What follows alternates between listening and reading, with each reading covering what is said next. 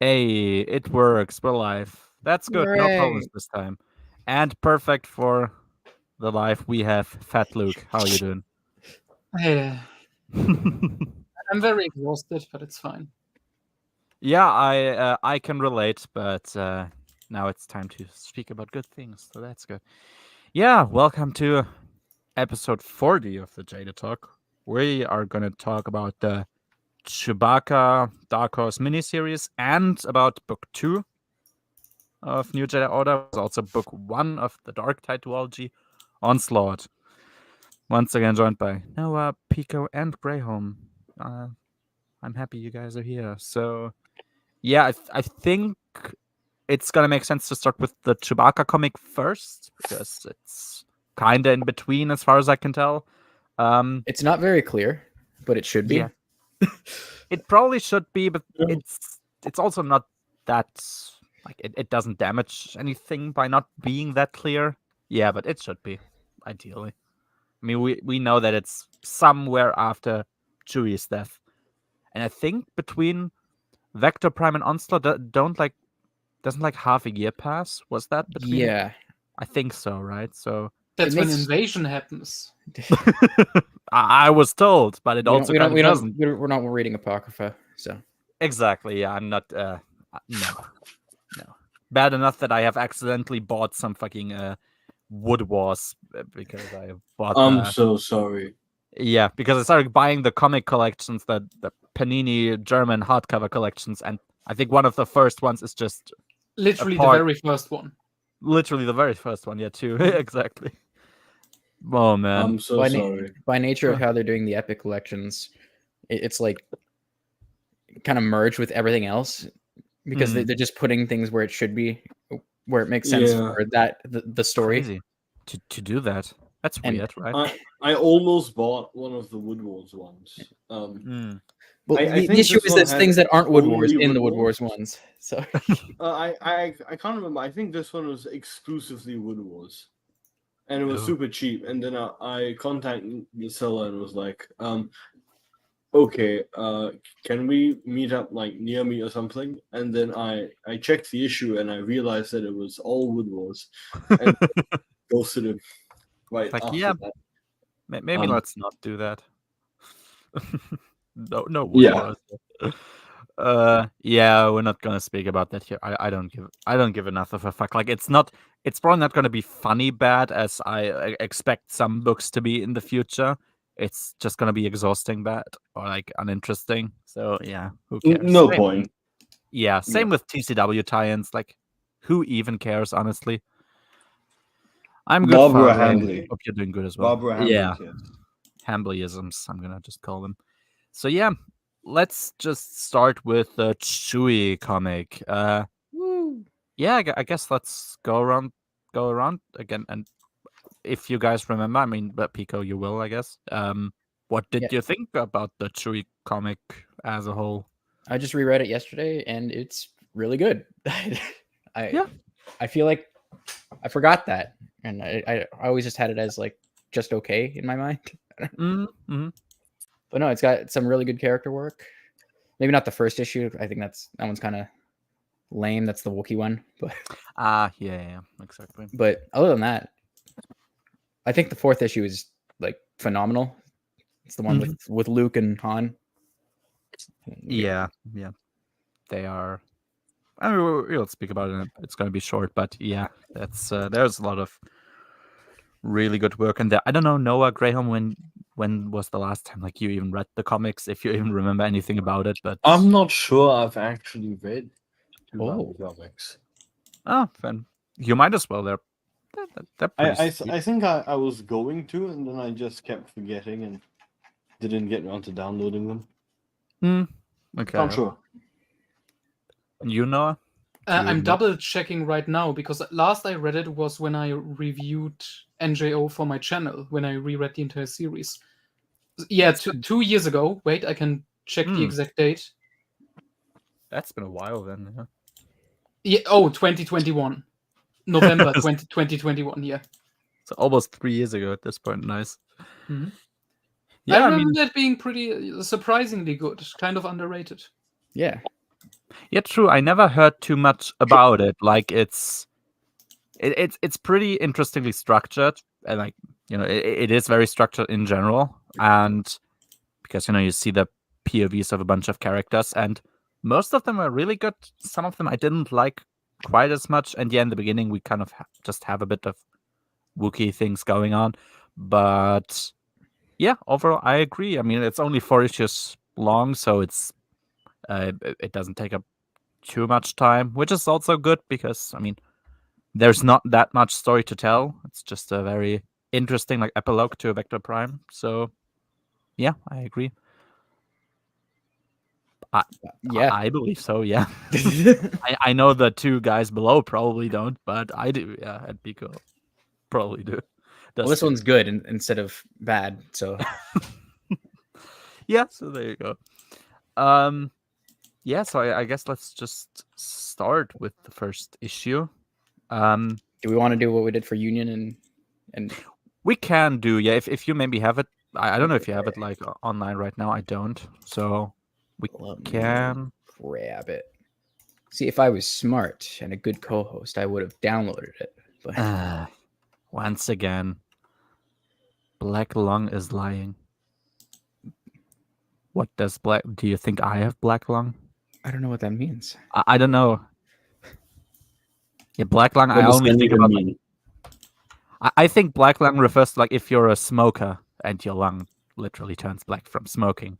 So I guess he means that somebody of us has a very, very concerningly deep voice. I'm not sure, but yeah, don't know what you're talking about, Fabi. Sorry, but This one share. So it seems to be just the trade paperback, which just means that we're not gonna. It doesn't have the actual page the issue breaks. So just okay. I think it's every 3 chapters is an issue, right? Something like that. Yeah, I think so. Like there's like 3 characters or something per issue. I think that was relatively consistent at least until the end. So yeah. All right, we got Chewbacca. Chewbacca, yeah, pretty cool art. And yeah, Nice I little didn't even read that. I guess that's probably like a summary page. Yeah, for I think his it's life. the trade paperback only thing. Okay. It's by Peter Mayhew. It's pretty neat. There's a bunch of stuff actually. Okay. Chapter 1, yeah. So Mala, yeah. So the first one so essentially the structure of the story is that 3PO and R2 are after Chewie's death going around basically to everybody who's ever known Chewbacca in his life and are just asking for like anecdotes about his life or stories that they can tell that they want to put together. The first one is Mala. I actually forgot. I think she was Chewie's sister, right? Or was she Chewie's wife? I don't know anymore. I can't remember distinguish those Wookiee names. It's either his wife or his sister. Wife. Okay. Yeah. So his wife Mala, she starts to essentially reminisce about how she met Chewie for the first time, and how she tried to get his attention essentially and try to talk to him, and in the end, like the thing that I have then is that there was an attack where Trandoshan slave traders tried to abduct a bunch of Wookiees, and that's where he saved her. And so we're kind of, that was kind of the first time they got to talk, really, I guess. Is that page? I can't quite see it. Yeah, so they're climbing around, and I guess, yeah, there's like some Wookiee thing going on here where, like, if you throw at a man with those fruits, it's like to get his attention, I guess. That they're actually not fruits. They're like giant lice eggs. Oh, okay, yeah. It's pretty gross. It is kind of gross, yeah, but I guess it's some superstition that this means like it'll be a big love or something, and she wants to do that to Chewie, but she misses. She hits one of his friends or something, and then yeah, a bit later they get abducted by Trandoshans, and Chewie saves her. So that's all that I have here, really, because it is all what that happens. That's just how they met. That is how they met, and works perfectly fine. There's nothing bad here. I think the art style is actually pretty good. Yeah. I didn't have any complaints about it. I think it is. I mean, we can tell that the Wookiee males are distinctly male and the Wookiee females are distinctly female. So I guess a good job on the artist. There you go. And yeah, exactly. So as I told the 3P and R2 they're here on Kashyyyk for in the beginning to just gather stories about Chewie and put them together into one big story. And then we get the POV from his father. So he tells R2 and 3PO about a fight that Chewie had with TheJadedTalk, who is also a Wookiee, but he's actually, which I guess was interesting to know, he is an albino Wookiee. So he has like all white fur. He's gross. Ew. You, White yeah, fur. exactly. Yeah, and essentially the little conflict they had was that TheJadedTalk wanted Mala for himself as a wife. Of course, Chewie did not want to just let that happen. Mala herself also doesn't care about him, so she didn't want to.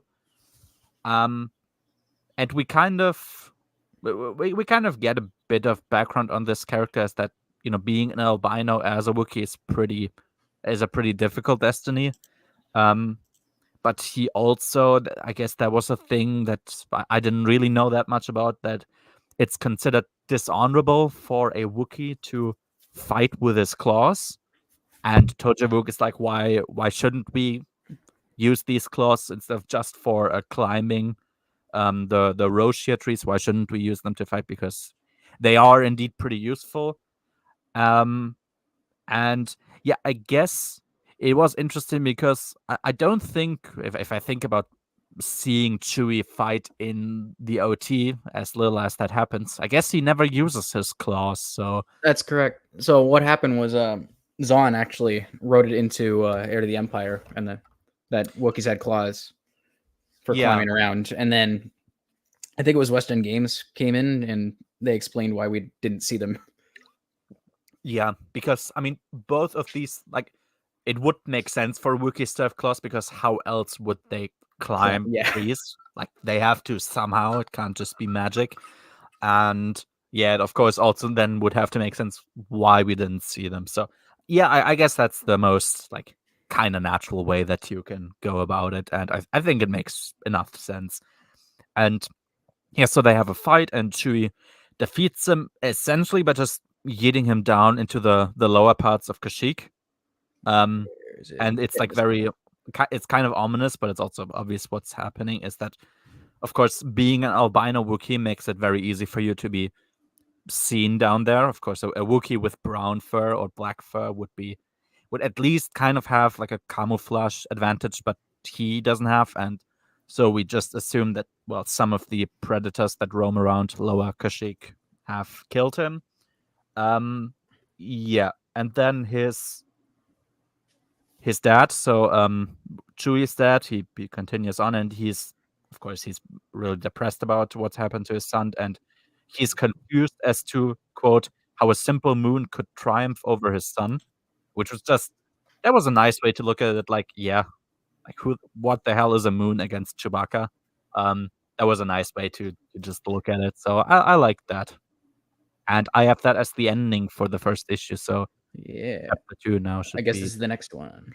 Yeah. But can we please point attention to the fact that Chewie kills an albino? Yes. What a racist. Is this the first woke Star Wars product? He kills I mean, white. We have the brown people killing the white people. I mean, the poor white person is a minority actually there. So yeah, maybe that was like an allegory for South Africa or something. Woke fucking assholes.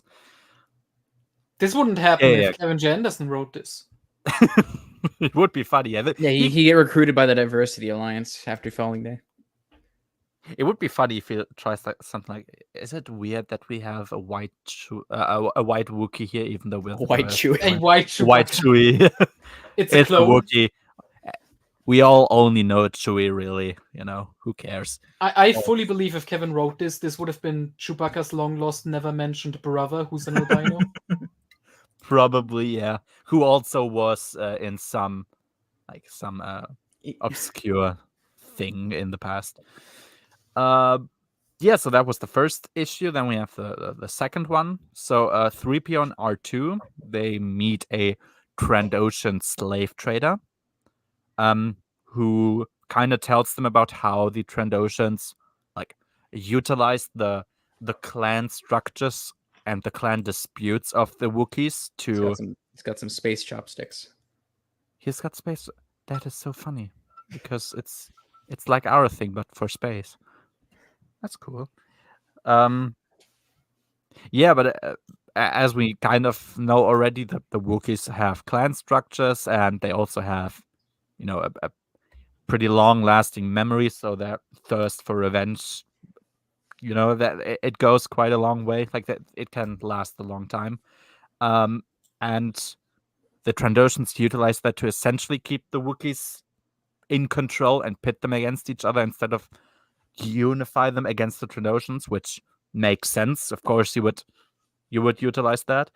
But yeah, he tells them that one time when they managed to capture Chewie, he was actually able to rally everybody together. They started building a machine with parts that I think they hid in their throats, I think it was said.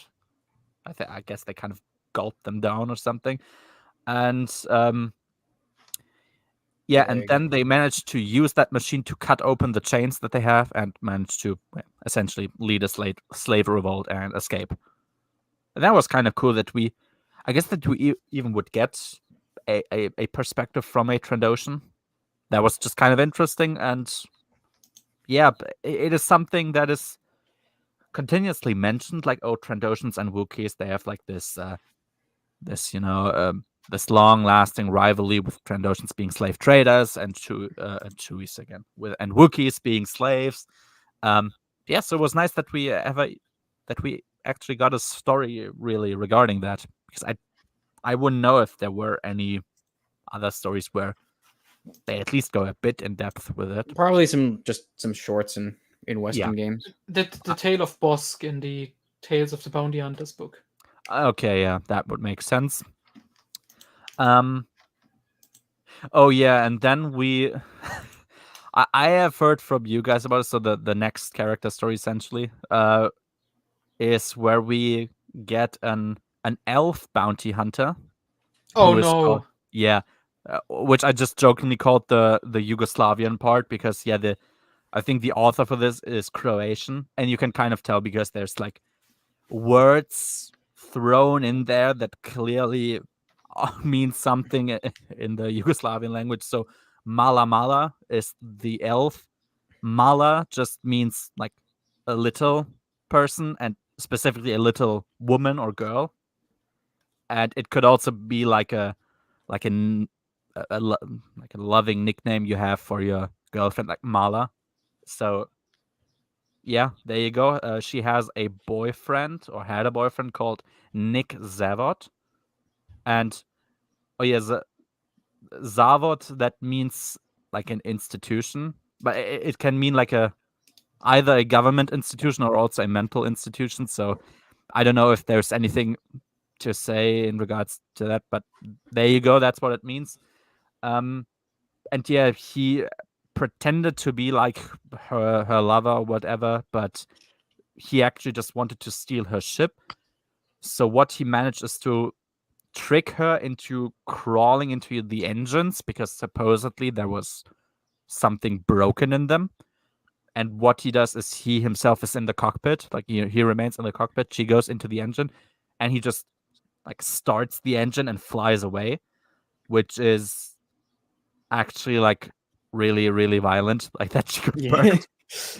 It's also, of course, impossible that she would survive, but Star Wars, whatever, okay. And yeah, she like burns to death. Of course, she doesn't look the same anymore. She's got burns all over her body, and yeah, everyone, essentially all her partners, left her alone until she met Chewie for the first time. He saved her, and apparently, so Mala is not her real name. She apparently got that because Chewie mumbled Mala's name in his sleep, and I guess she just decided to call herself that, which was not nice enough. I mean, I don't think I'm not sure if this woman appears anywhere else. Yes, she Maybe. does. She's originally from the comic Vader's Quest. Okay, And this is like expanding on her and giving her a backstory.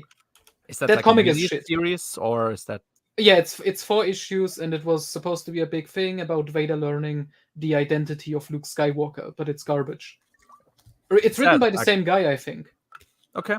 Yeah, I think so. I guess because it's his character, so I would assume that only he would expand on that with more Yugoslavian words. So yeah, there you go. So it's a nice tie-in. Yeah, I mean, it works well enough on its own. You just, you kind of just learn about this random woman, but yeah, I guess it's a neat enough tie-in. So there you go. Don't worry, Jason. Yeah, we're just for now we're just talking about the Chewie comic, so we haven't started with Onslaught yet. Exactly, and then we also have a story about a Chewie liberating some Wookiee slaves. That leads to the dark side, as we know. That leads to, as we know, yeah. And we have bouquets and liberating slaves. The pathway to the dark side.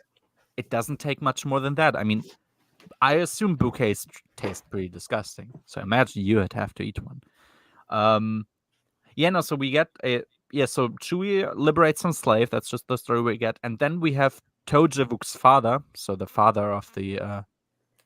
I think I'm not sure where exactly it was. It might have been here. Yeah, exactly. Where Tojavuk's father, essentially, so he of course has an oath for revenge against Chewie because he killed his son. But the fact that Chewie managed to liberate those Wookiee slaves causes him to lift, essentially, to dispel this oath of revenge, which is actually the first time in Wookiee history it's been said. So that is kind of interesting that it took something this special here.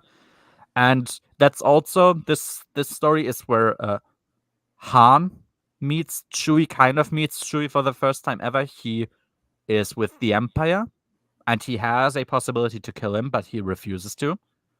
So that was nice. It's kind of nice, I guess, that if Han would have chosen differently in this story, a lot of things wouldn't have happened the way they do. But yeah, exactly. He could have killed him. He spares him here. He is disobedient, of course, against his officer, which I guess probably leads to the second book of the Han Solo trilogy.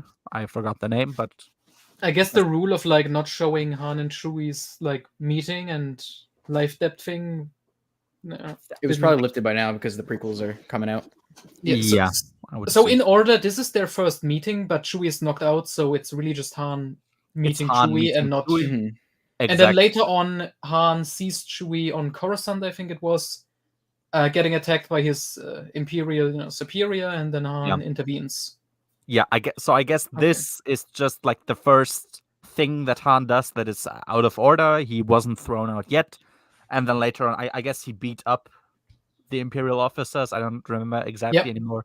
And yeah, that then sealed his fate. So yeah, that was kind of Chewie's and Han's first meeting.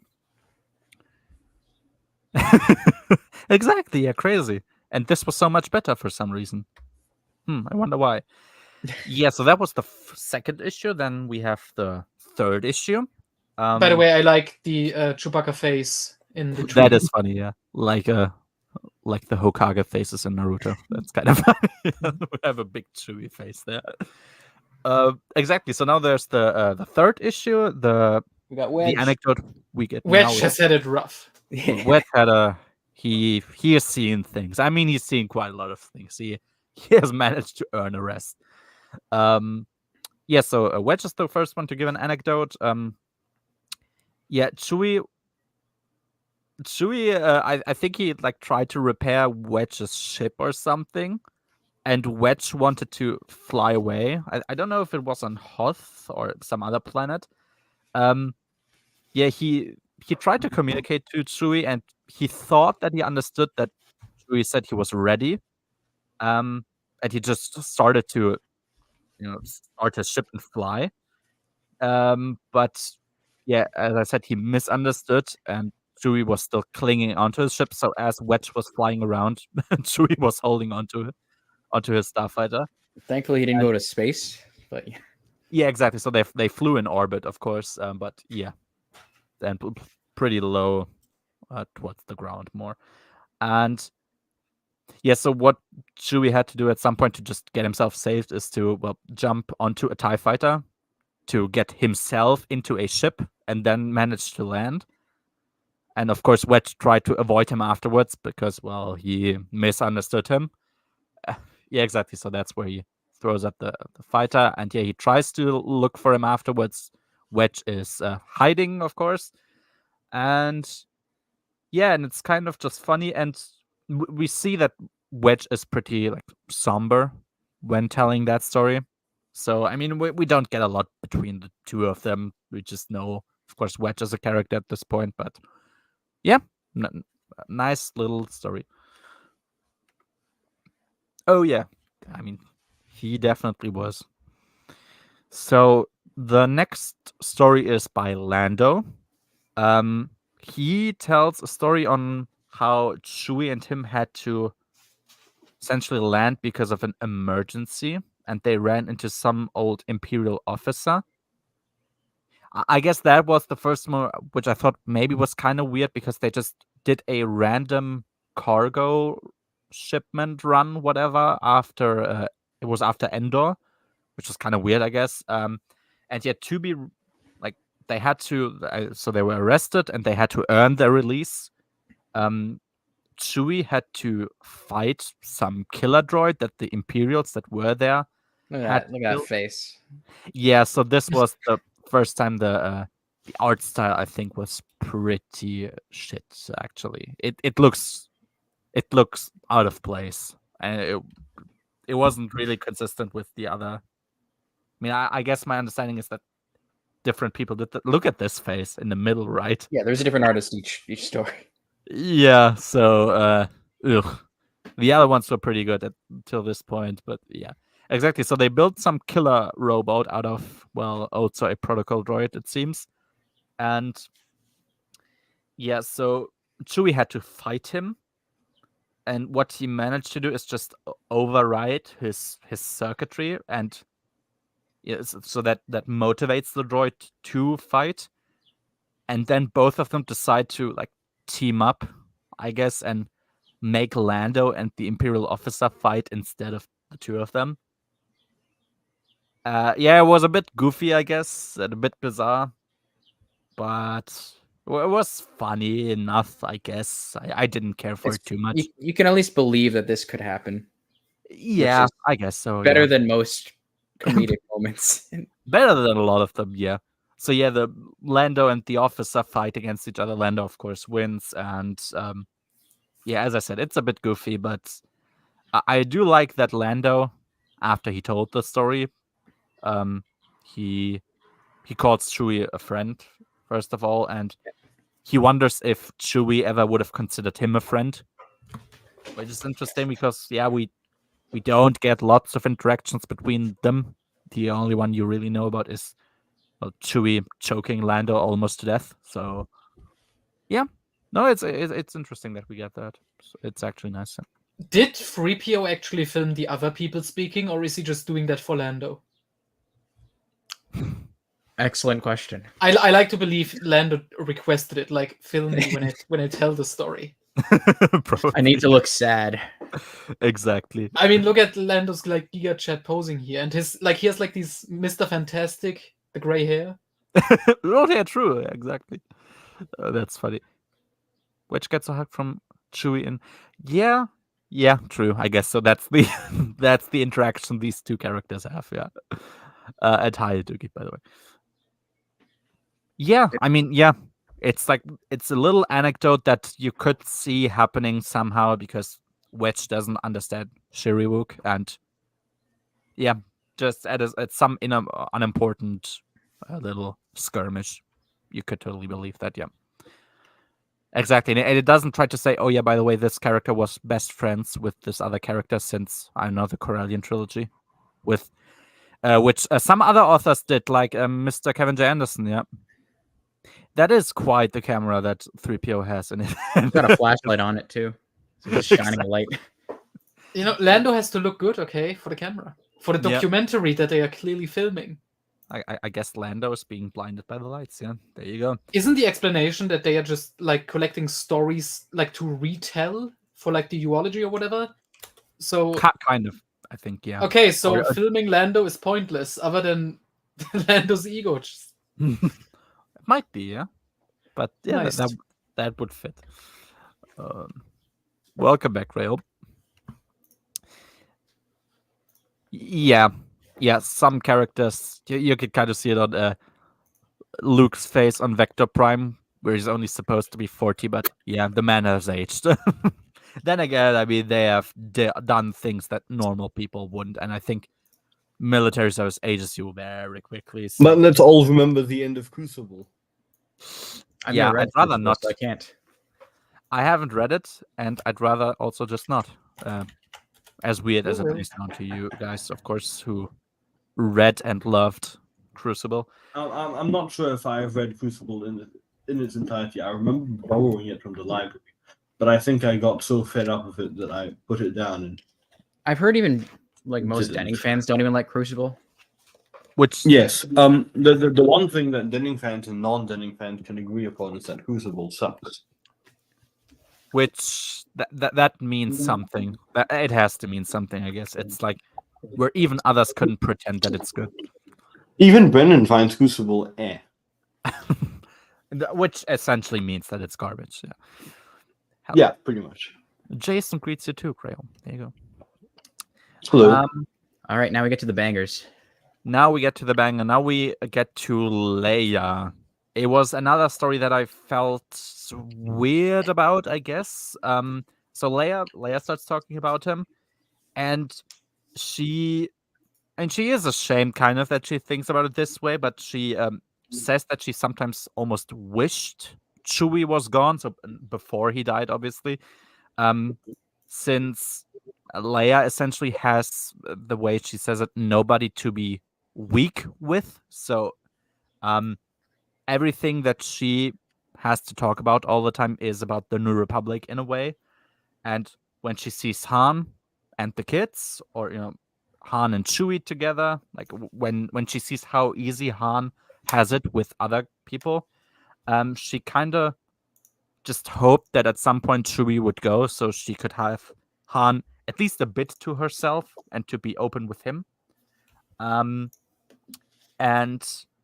yeah, apparently, so she's saying that she's currently losing him too, which of course refers to the fact that Han isn't quite himself after Chewie's death. And also she's losing the kids because, well, they aren't staying home anymore. They're actually now flying around the galaxy and, doing things, participating in the war. They're doing stuff in Invasion. Apparently they're doing stuff in Invasion, like having other secret best friends we never knew about. Exactly. Secret lovers too. Oh, Wait, yeah, what? how about Yeah, not them. That was Jane. How about I just don't find out about that ever? You might have told me. You probably told me, and I forgot. And I think I like it. Yeah. So exactly, this was it. So it was essentially, of course, Leia was grieving about Chewie's death, but yeah,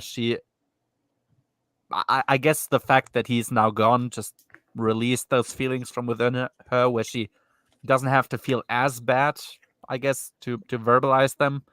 I guess I didn't like that. Still, until this day, her and Han's marriage seems to be pretty dysfunctional. That they can't be really honest and weak with each other. I think after all this time, we should have had something like that be established. But yeah, that's it. That I was didn't a really- problem fixed in NJO. That's Don't good, worry. of course, because of course it would be fixed. Because everything's get fixed to in it. NJ. We get Yeah. to it. So yeah. Yeah. I think. I think this I might think have I think been- what they're going for is that she's feeling guilty about having these feelings internally, and I Yeah. think so too. now because she kind of missed her chance to actually verbalize it. Yeah, because now, of course, It's way too late. Yeah, it's way too late, and of course, now it would actually be considered inappropriate to think that. Where, yeah, because we'll also speak more about the life debt more, but yeah, I guess if I try to look at it from this lens, I can understand it more. I just don't like the portrayal of them, but I guess it's congruent with the Bantam era. That's the problem, really. It is the problem. It keeps continuity, but keeping continuity sometimes isn't good, and this would be one of those cases. But yeah, I mean that she kind of hoped that at some point this life death thing would be finished. I can understand that, and yeah, I get that. So To be fair, I think everyone thought that the life depth thing was going to be finished soon, including Han. So yeah, and then yeah, as we know, things will happen with this. Yeah. So this is it. Yeah, that was the third issue. Why is she sitting on that throne like she's Palpatine? It was kind of With interesting the- to see that. It doesn't seem that really one is Leia-esque. weird. Though. Like the arms are so high. I mean, she's literally putting her arms right out at the same level as her shoulders. That is interesting. That's a really uncomfortable way to sit. Yeah, at least for prolonged. But it period can't of have been Palpatine's throne because Palpatine wasn't that tall. I mean, I know Leia's super short, but he wasn't Yeah. that tall. I guess she just literally assumed his throne. That would be kind of funny, actually. When the woman This is would like just- Leia in Chewbacca's seat in the Falcon. Oh yeah, true. Man. Yeah, it's like this meme, like the family adopts a dog and the father doesn't want to, and then the father becomes the best friend with the dog and leaves out everyone else. That's kind of funny. Yeah, I understand why an author would try to like make it seem in tune with everything else, but I think that that's not a clearly good decision. Yep. It is a neutral decision. It depends on the quality of things that you keep continuity with. Yeah, I mean, it is. It's like this is a problem. It's like, oh no, this was addressed in NJO somewhere. So that's cool. Yeah, It's now pretty we- hard to think of things that weren't addressed in NGO somewhere. Yep. That would actually be kind of harder. Yeah. Oh boy, Look at this We look, man. have- look at him. He is aged, yeah. He looks So worse than Fat Luke. He looks older than he looks at the end of Crucible. yeah, they are never quite sure how old Luke is supposed to be. But yeah, Thanks, Troy. that's the that's the fourth issue. We have the first story is from Luke. Luke clearly seems to have some form of like, survivor's guilt, where he just expresses his wish to for once save something instead of just having to destroy everything. We actually get a visual representation of what happens in Vector Prime, so we see Chewie's death in the comic. Yeah, Yeah, I remember Matt Wilkins likes to use those snippets. he does. Okay, yeah, well, I mean, they Interesting look mix. really nice. Yeah. So yeah, we And there's see. Nominoa. Is he? Oh yeah, there he is. Exactly. Yeah. So we see essentially the kind of the ending of Vector Prime, where Chewie saves this one kid and also Anakin, and then in the end dies himself. And that visual of him standing against the, yeah, I mean that's a great panel. That just looks fantastic. So, yeah, I have nothing but praises for this. It looks pretty great. This right here is everything you need. Exactly. Yeah. Yeah. Oh, pretty we much. do. Yeah. You have that source book, so of course you would know it. But wait, there is a digital source book, right? I should probably also download that as soon as I get the chance, because Hypothetically, I could send it to you later. hypothetically you could. That is nice. because that's like one source book I would actually be really, really interested in. No, Douglas, you are thinking of the Simpsons meme.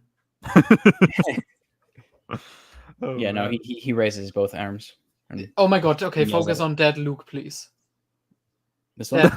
Yeah. he Oh no. he looks familiar in some way. He reminds me of some actor. I He feel looks like Klaus Kinski. kind of a bit, I guess, but also I feel like also some other one. I He don't looks know. like he has Zabrak tattoos starting, or like a Palpatine makeup. Kinda, yeah. Is it kind of mixed between Oh, Klaus is it? Kinski and Peter Lorre? Yeah, he looks about like 70 years old, and he's like 40 or something. So there you go. Poor Luke has aged quite a bit. Don't worry, in Crucible he looks young again. Also, he's a because he kid visits during the fourth stress. dimension. Nice, but does he also Yeah, have he gets the eyes? de-aged by the fourth dimension. Han too, somehow. And yeah, so and then of course we get Han. So Han is The best one. of course he would be the best one. He is repairing the Falcon, and it's really strange to see that with a comparatively, like, I wouldn't call Han stoic per se, but he has his emotions in check usually, at least if it's anger maybe is the one he doesn't, but the rest of them he pretty clearly does. And he calls out to Chewie to pass him like some tool or something, and he starts off by also making jokes about him, how much of a sap he was, etc. And which kind of seems fitting. I mean, first of all, that he would call out to him, like pretending that he isn't gone, and then also kind of speaking about him in this deprecating way. It fits. It kind of is what you would expect Han to try and represent to the outside. And I expect this, but I don't expect this at this point in the timeline, given what we read in the next few books. maybe, I yeah. would expect this more in like the second half of NGO. Okay. Or maybe around Age of yeah. Victory. But it feels too early here. I could understand it for him, like, just not wanting to necessarily show weakness to, I mean, specifically not to like the droids, to 3PO, who I think it makes sense. He does this in Vector Prime as well, near the end. kind of, yeah. Where I he think tries I to remember that. pretend to be It strong. was Yeah. close, but okay. Yeah, exactly. And then, I mean, then in Onslaught, of course, it's going to be very different. All But, yeah, here I see what you mean, but yeah. Fucking hater. That's not true. Oh man, but it's of course the best. Yeah, I have to say that. Yeah. So Han's story that he tells is about, well, Han playing with the kids, and Jaina, as they're playing, Jaina starts to wander off by herself, which Sounds about right for Jaina. Fucking it retard. sounds about right for Jaina. That she manages to do that sounds about right for Bantam Han, which is once again, it's the same issue we spoke about before. And yes, and as she walks away, she meets a droid, and that droid is, I don't know what to think of him, but this Where'd it droid go? wants to teach her in the Force so that she can become the next Emperor and replace him, like the droid. Wait, what? Yeah, this droid here that you can see on the panel, this droid speaks to Jaina, and he offers her to teach her the Force, and so that she can replace him as Emperor. I think it says reinstate. Or You will reinstate me as a droid. I guess it was. As You may- Palpatine's advisor droid? That I guess so. definitely makes a ton of sense. Either that It's or Palpatine reborn in a droid yeah, body. it's Palpatine reborn. Maybe I His kind other of backup thought, plan. I thought like, is this?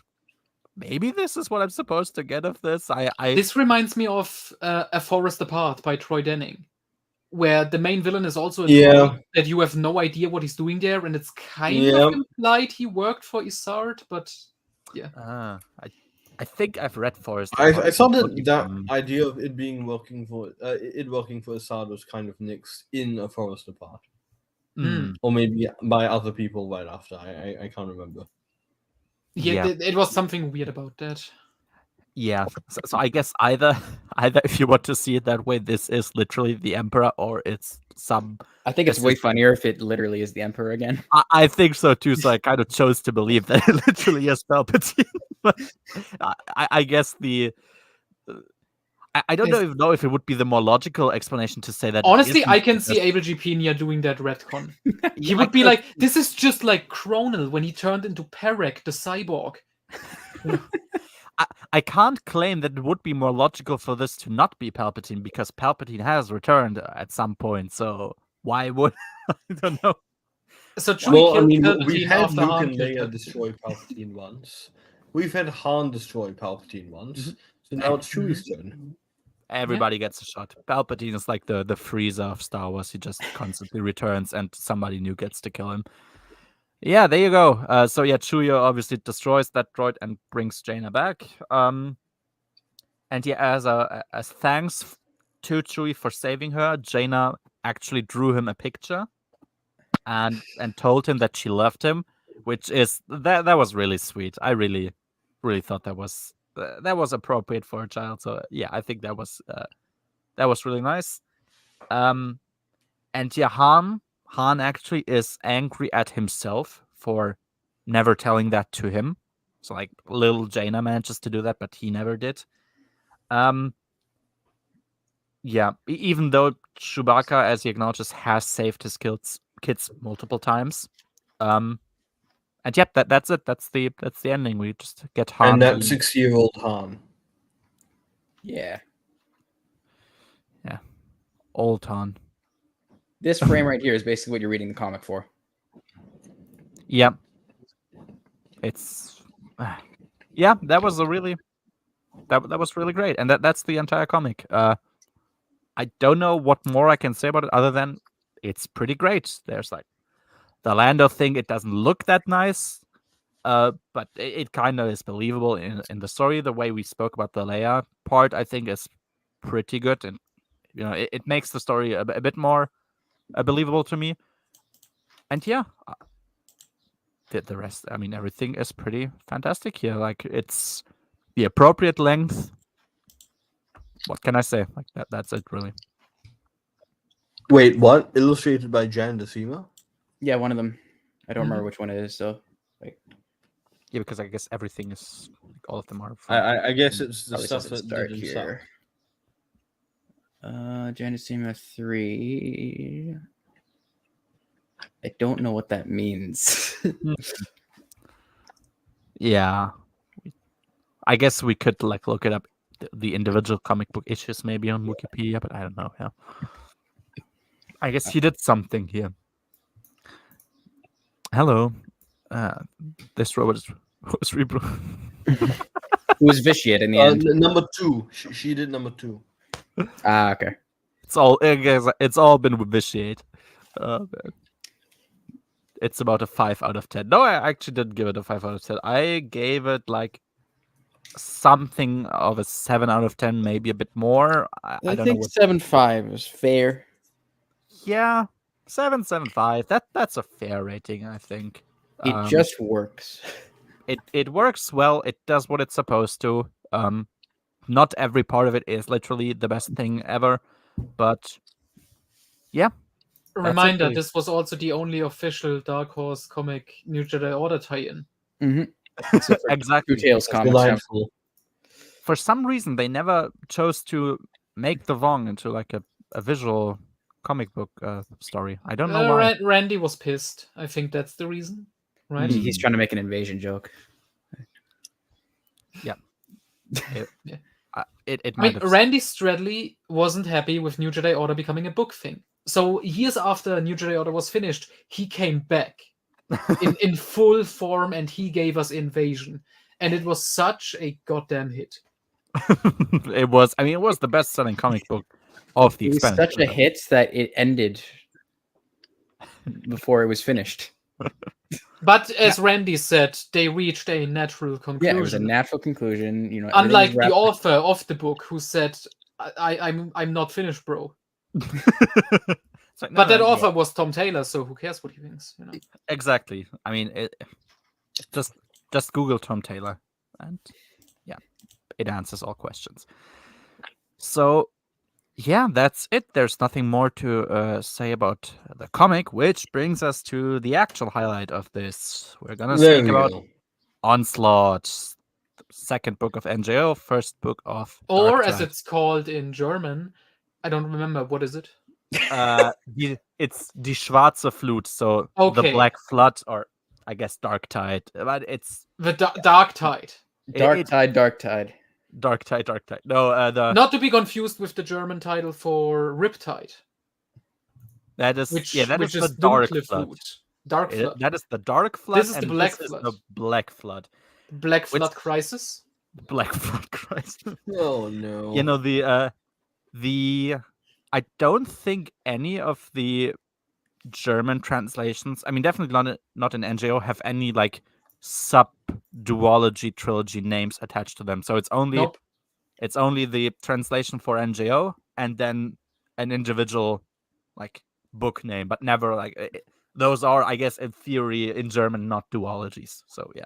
Oh yeah, in German it's just labeled as like, even on the cover, unlike the American ones, the German ones are labeled book 1, 2, 3, 4, 5, and so on. Exactly, yeah. That's actually a thing. So yeah, I guess before we even jump to the cover, what did you guys think about Onslaught? Now that we get to speak about it. I It's have all a right. few thousand words It's written out fine. about You know? Onslaught. It's fine, yeah. It's like it's okay, right? No, this book is really good. Yeah. It, Yeah. it's just everything you want in the sequel to Vector Prime. I don't know. Yeah. Yeah. Well, I mean that's really it. Yeah. Steps up. This It is advances the war. I Shows mean, you what they can it's do. I mean it's okay, but can it compete with Stacky's Magnum Opus, which, as we know, is Union? So, I mean, Yun is pretty epic, but Yeah, but honestly, I would say, yeah, this was a great one. I think I like the second one more. I don't remember. I had I think most too, yeah. But with New Jedi fine. Order, I remember I most like of the this one more. duologies. The second book was better, but maybe this one was the Age of exception. I'm Victory not 1 sure. was better. I thought it was the other way around for you. The other way? Yeah. Oh yeah, the first books are the best. Oh yeah, If you right, read right. the first Sorry. book, Yeah, Dark sorry. Tide, The Age first of books are the Victory best. first was better. Yeah. Agents of Chaos, the first book is better. Yep. Enemy Lines, I genuinely can't remember anymore. I still haven't gotten around to rereading them yet. Thanks, Troy. And Force Heretics, the less the better. Okay. I guess there you go. Yeah, I think Actually, Force Heretic, yeah, might have been the first one. The first one is Remnant, and Remnant has Pelion, so wins. therefore it's the Okay, best yeah, one. it is the first one. It's the first one. yeah. But no, yeah, I think I've seen most people say they like the second one more. I think I actually might like the first one a bit more. But I've also seen people say They're like both the- really good. It does. Yeah. Yeah, it's it's pretty hard to compare. Exactly. I think whether you think book 1 or 2 is better, like we're speaking of such high quality that it's really not Minimal an issue what you variations of believe in this greatness. case.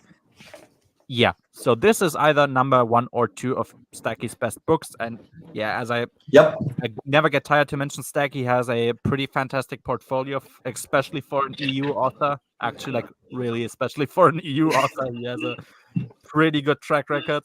And yeah, this is by far this duology is by far his best work. Why is Traitor the second best book in the Traitor duology?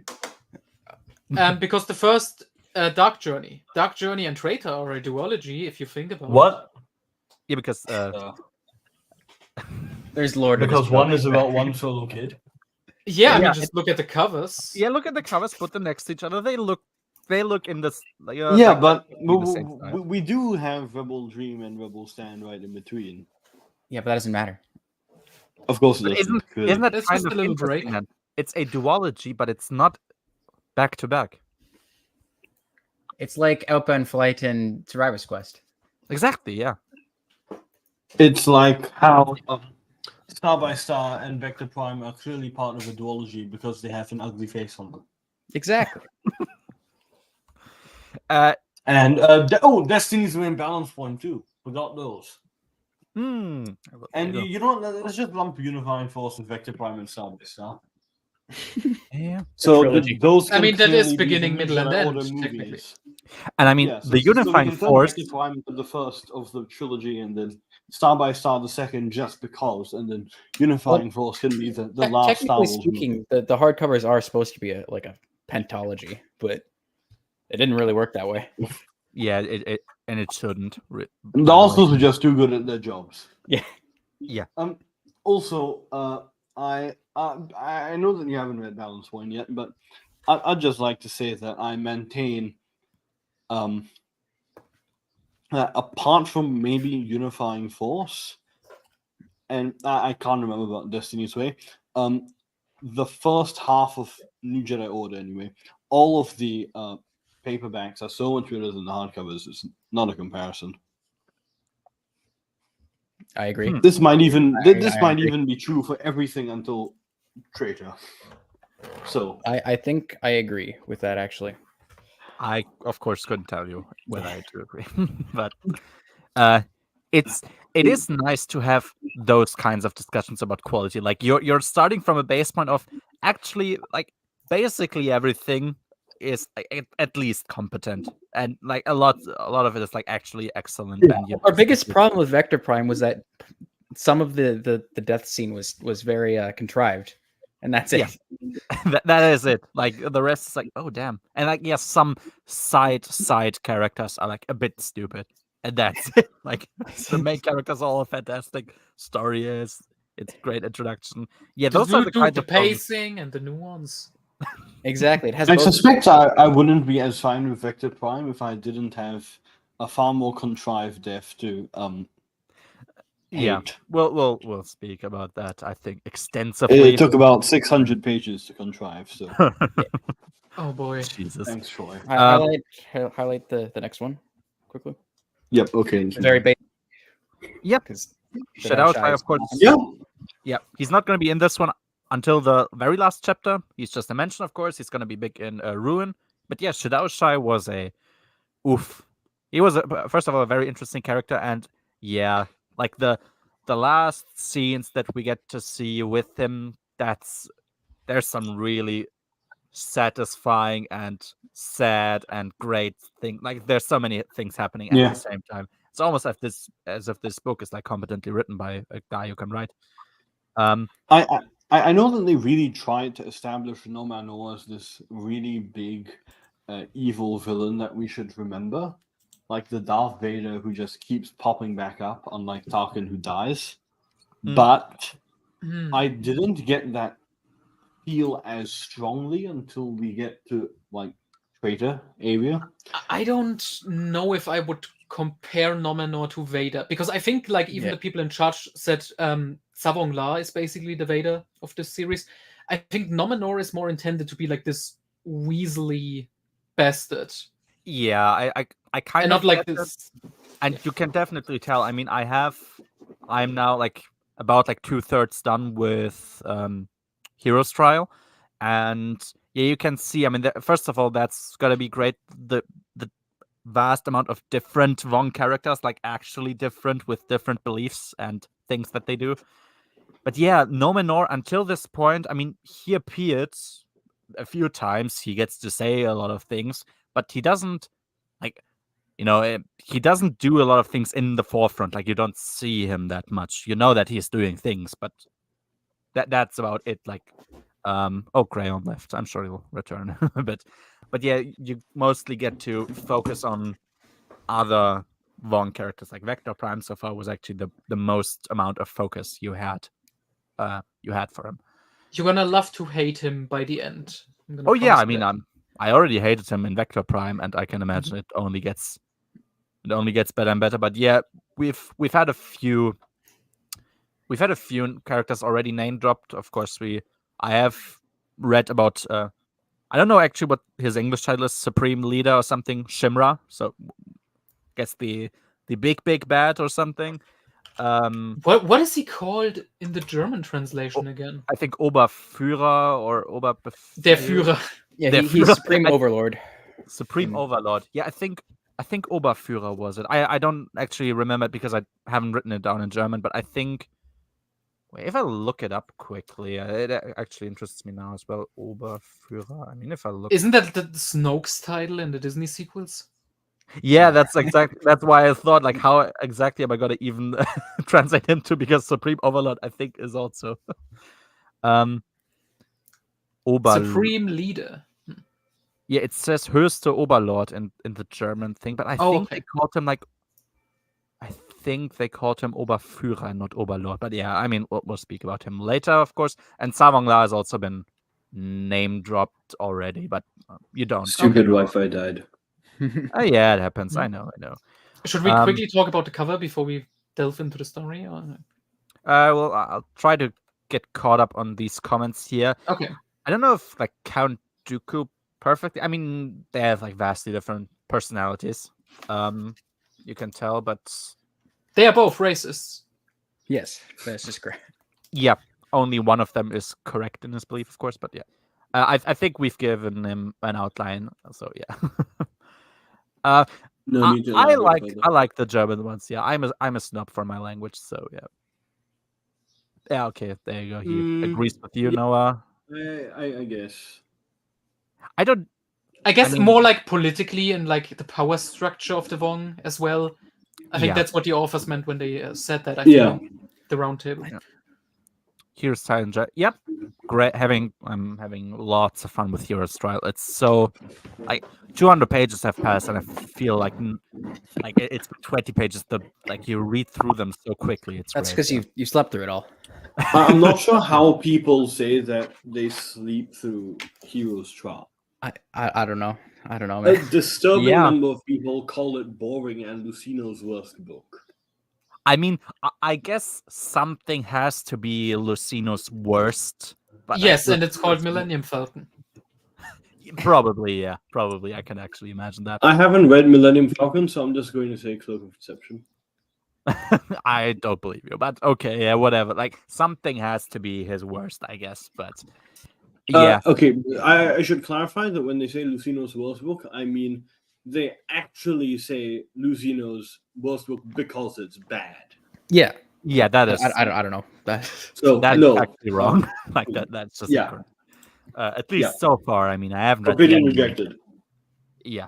No. I Supreme Overlord. Yeah, I've seen that. Supreme Overlord. Exactly. Höchster Overlord. I think that's right. Yeah, it's probably right. I think I'm gonna skim through the book later when we're done. I think I've actually read Oberführer, so that was funny. Yeah, sometimes it was weird.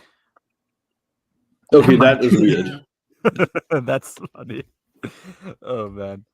Yeah. So exactly. Yeah, it's quickly talk about the cover. So I think this is the first like actually good New Jedi Order. I mean, I have a fondness for the second cover, so I mean, yeah, I guess they caught up to quality pretty quickly. Yeah, honestly, I'm not a huge fan of most of the New Jedi Order covers. I am not either, but like it starts to get good with maybe Destiny's Way.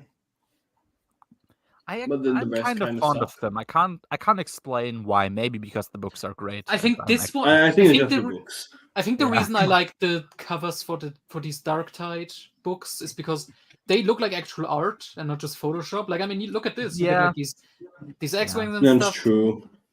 But I mean, you look at that as long as they introduce faces, like for Age of Victory, and then you kind of go, really? Yeah. Usually it's not that fantastic, I guess, but yeah, I think this one's it works. We have I actually don't know. I assume this would be a Vong ship, right? Because I think it's one of the destroyer analogs. I can't remember the name. I don't either. I might be wrong because I can't like immediately. Let me just check the story Bible because I found that section in the Unifying Force CD. So. But yeah, we have these here. I think those are X. Those are called X-wings. Yes. Yeah, X-wings. Are they X-wing? I thought they're like XJ X-wings. Yeah, it's the X. Yeah, the cool X-wings, the even cooler X-wings. Yeah, I mean, There's actually a lot to say about this. You got some people like running around here, probably Rogue Squadron or something. You have this, I assume, a Vong ship. We have space in the background. It looks nice. It looks nice. I mean, there's not a lot to speak about this. You have the same kind of cover art, I guess. Yeah, Dark Tide is the duology. That's gonna make sense, like right at the very ending of the duology. What exactly the Dark Tide even is, because we don't know. And yeah, Onslaught. I guess there is an Onslaught here, so yeah, that works well enough. And yeah, But as the we said, onslaught is like the Seven Samurai scene at the end when they're on Dantooine and just being just a constant wave. Yeah, exactly. That's probably true. Yeah, that would, I guess, be the Onslaught. Yeah, and yeah, the German title is Die Schwarze Flut, so the Black Flood, and I don't think this makes sense for this book. I think it would make more sense for the second book. The second book, which is called The Doom. Yeah, like Ruin, of course. Yeah, but in German, I mean, the German title. I don't know Yeah, how you would translate it better. yeah, that's Verderben. Yeah, I think Ruin is also Verderben. So I think was it Verderben? I think so. Yeah, It's how I just know Hero's Trial is der Untergang. Hero's Trial is der Untergang. Yeah, you made a funny joke about this before. Wait, does but not? Mhm. It always shows me the the new, like the almost new canon book, or the already new canon book when I type in Erbe der Jedi-Ritter. It's Das Verderben is the second one, which is either like Doom or I guess Ruin. But yeah, the Black Flood doesn't make sense here. It would make sense for the second book, so that's kind of a bad title. But yeah. And yeah, there you go. I mean, there's not a lot more to say about this, really. It's just pretty good. Yeah, Oh, Maybe yeah, we should show the Nagano cover just because. We we wanted to do that. Yeah. Yep. If you have it, Pico, you can maybe share I it. do not have it on me. I think. Wait. I'm sending it Hang in on. I'll I'm send sending you it in the link. Allgemein. Okay. Yes, so far I'm gonna wait. So like this here. Yeah, I guess. Wait, Graham, you sent this in the Vong ship. I think. Yeah. If you look, Yeah, that's the Vong ship art. yeah, I think if you look at this, Yeah, it looks that's like it. on That's the definitely cover. it. Yeah. So that would be a Vong ship. Definitely. That's the on Star Destroyer analog. Yeah. So on the regular cover, yeah, that's probably. And then I sent the picture, the cover. Oh yeah, wait. Boom, boom, boom. So there you go. Wait, let's scroll out here a bit. It's Nagano, so what can you say? It's pretty fantastic. You have, of course, the correct outfit for Mara Jade, as we know that Nagano appreciates. Yep. Yeah, you probably. I mean, that still looks like the same Vong ship. We still have Rogue Squadron probably here, XJX wings. I read a Nagano interview in which he said that he tries to keep it close to the originals. Oh yeah. You can tell Reference that it in to a the lot of them. originals. Yes. Yeah, they always contain the same elements of the book. He just improves it because. Yeah, he Yes. makes them good. Yeah. Because exactly. you might as well. Yeah. Was that the same interview where he said like Lucasfilm told him don't make the characters look their actual age? Make them look a little just. Don't a little remember. elderly. I mean, Mara Jade is 40. Like, damn. Yeah. But 40 is the new it is 20. canonical as of Balance Point that she does not look 40. Yeah. As we know of the cover of the Sacrifice. worst book, Sacrifice. Oh man. Also, that though, I was thinking of the Anakin Mara interaction in Balance Point. Why were you thinking Don't of that? spoil it for him. It's a very Yeah. sweet emotional moment. Yeah. That someone McKeewalk loves, of course. Yeah. Yeah, and exactly. I feel like this moment has been destroyed by fucking weird sexual perverts. But yeah, this I mean, this is fantastic. What can you say? Like, it's characters look great. They look like actual humans that are not photoshopped off a screenshot from the movie. One of the Hey. few times we see Luke with like the hood, you know. True. Yeah. Yep. Which is He's always with his good. boys here in the background. That's the hood. No, I'm joking. Yeah. No, that's Yep. true. But I like how on this cover you can already tell who Nagano's favorite character is. Because it's the. I don't the know why only No character with objection. almost a full body shot. Luke and Leia look good, but you can just tell he put the most effort on Mara. Which is interesting, yeah, because I assume it would be more difficult to put more effort into like a smaller face comparatively, but yeah, you can kind of see it. It's pretty funny, and I respect Nagano all the more for it because well, I'm right there with him. It's interesting to read all these artist interviews because in some of them, and I think Nagano said this too, he had to take like the movie images and then age them up.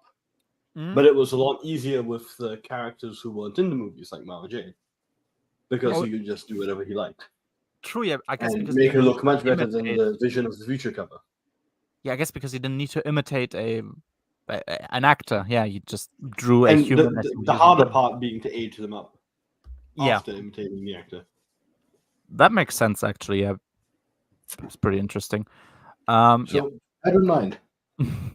Yeah, we're just gonna go on stream. We're just gonna sleep for like 2 hours, and then it's like, yeah, that's been Heroes Trial. There you go.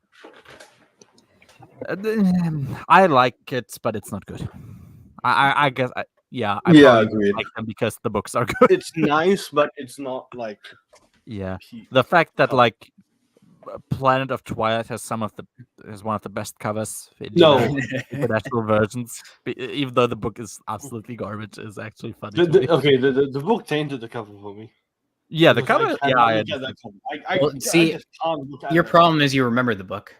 exactly. Yeah, that's a big. cover. Well, I know the big problem is that I read the book twice. Exactly. No. yeah. Remember it.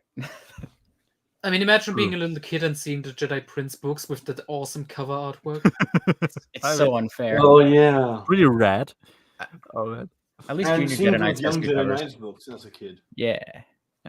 I agree. I'm actually with you, but yeah, you could say Yeah. that. I think that they were oil paintings. Mhm. Mhm. Like They were done by the bunch of guy- The paperback covers were. Yeah. Mm. They were done by the guy who also did the Death Star cover and the Met Star duology. Ah, okay, that's interesting. So it's a shame he didn't like have any characters on it because, as we know from Met Star, he's good at Yeah. drawing Unlike- female characters. Reese Nielsen. Yeah. Whatever. It's a Midrock, a Star Nielsen? Destroyer analog. Yeah, that's kind of what it looks Yeah, like. he's better than Leslie Nielsen, I'm sure. But is he better than Leslie Headland from Oh Acolyte? my gosh. I think Leslie Nielsen is a bit better than Headland. Yeah. What's funny is that didn't get the cover, so they had to cover up the new Jedi Order logo with constant color. Once you see it, you can. Actually, I didn't know that. Yeah, there you go. Der Untergangführer. What's next? Yeah, there are a few interesting ones. Yeah. It's funny because we did technically have the actual space Nazis in New Jedi Order. They were just good guys for once. So Always. Because hard. they always were. Now you just get to see it without a shadow of a doubt. I mean, yeah, Invincible is not invincible, but it's victory. So yeah, total victory in the end, I guess. You like them better. I don't like Wait, any what? of them better. I think I'm not sure I would say any of them are better, but I like them Yeah. too. That's just what I say. You mean that they like look alike? I'm not sure what exactly. Oh, is that in reference to the Blan Valley copying the covers? yes, Whatever? perfect. Wait until you get the Star by Star. I guess so. Yeah. Wait until you get to the Yeah, Savong La bathtub scene. What I will Yeah. send is that in Star by Star? you That's right in, now. yeah. Where else would it be? Fuck. I hate these people so much. Like when I That's think, the radar Vader scene. equivalent of the series, by the way. yeah, Reyna is a real creep in Star by Star. We're not talking about No, Star by what? Star. I don't wanna. Not yet. We will. Yeah, that's true. And you'll have to force me to read it by that Right. point. Oh, it's gonna be 2 streams, so you'll have plenty of time to consider. Oh no. It's the yeah, and that wouldn't be bad if it was a good book. But oh well, I guess we will see what it is. Yeah.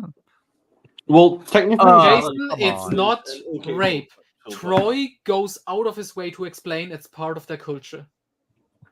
That's true. hate- He does. He I spends So hate like it's, all all of it's completely okay. It's consensual. Is it Vong on Vong crime? It's not a crime if Is the it leader wrong on tells Vong? it's not a human rights thing when they're wrong because Yeah. they're not Is it humans. Vong? Guys, is it Vong on Vong or is it Vong on non Vong? it's Vong on Vong. Okay, Yeah. yeah, then I don't care, probably. Yeah. Yeah, so we spoke at length about cover and title. So now let's get to the actual book, which is so much better. Even more better. Even And better. that's where I leave to get something to eat.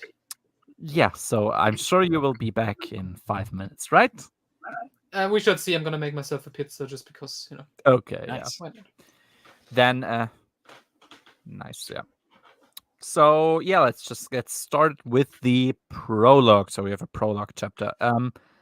We get introduced to a character that I don't know if he ever returns in any way, but we don't get to hear that much about. Called Urias Zazin, Zaxin. I don't know. I think it's Zaxxon. Zaxin, probably. Yeah, whatever. So he is a pirate who Yar. is what? Sorry. Yar. Yar, yeah. He is a pirate, and he is kind of tolerated, but not really accepted by the New Republic. And he attacks the Imperial Remnant. At least that's his goal here. His crew organized a scheme essentially where people pay to get safe travel to the Imperial Remnant, I guess to Bastion. But of course, they want to intercept that travel ship and attack them, and then rob the Imperials. And yeah, but we learn that the New Republic has increasingly disapproved their activities now that they've got peace with the Empire. Of course, they were more encouraging of it before. So this is kind of supposed to be like their last raid where Urias wants to go into like exile essentially, or where he wants to just retire. But yeah, as they arrive where they want to perform the raid, the Vong are present there with one of their giant ships, and they run them out essentially. And yeah, his the additional ship armor that he has, and also his boldness to jump into hyperspace blindly without without running any calculations, saves them in this case, because yeah, otherwise if he didn't do that, the Dovan Bazel, so I guess as it works is the hyperspace kind of loads essentially, and whenever the Dovan Bazel hits them, they get thrown back to zero again. So every time they have to start anew to try and jump to hyperspace, and otherwise they wouldn't manage. So he just jumps blindly without any more calculations, and yeah, that gets him saved, and that's it. That was the prologue. Black Fleet really gave me Star Lives. I don't like how this sounds like, but I guess we'll see. Chapter 1. So yeah, exactly. So we have Leia. Time. Yeah, it's time for some politics. Leia is holding a speech in the Senate, and nobody believes her. So essentially, she's speaking about the Vong, and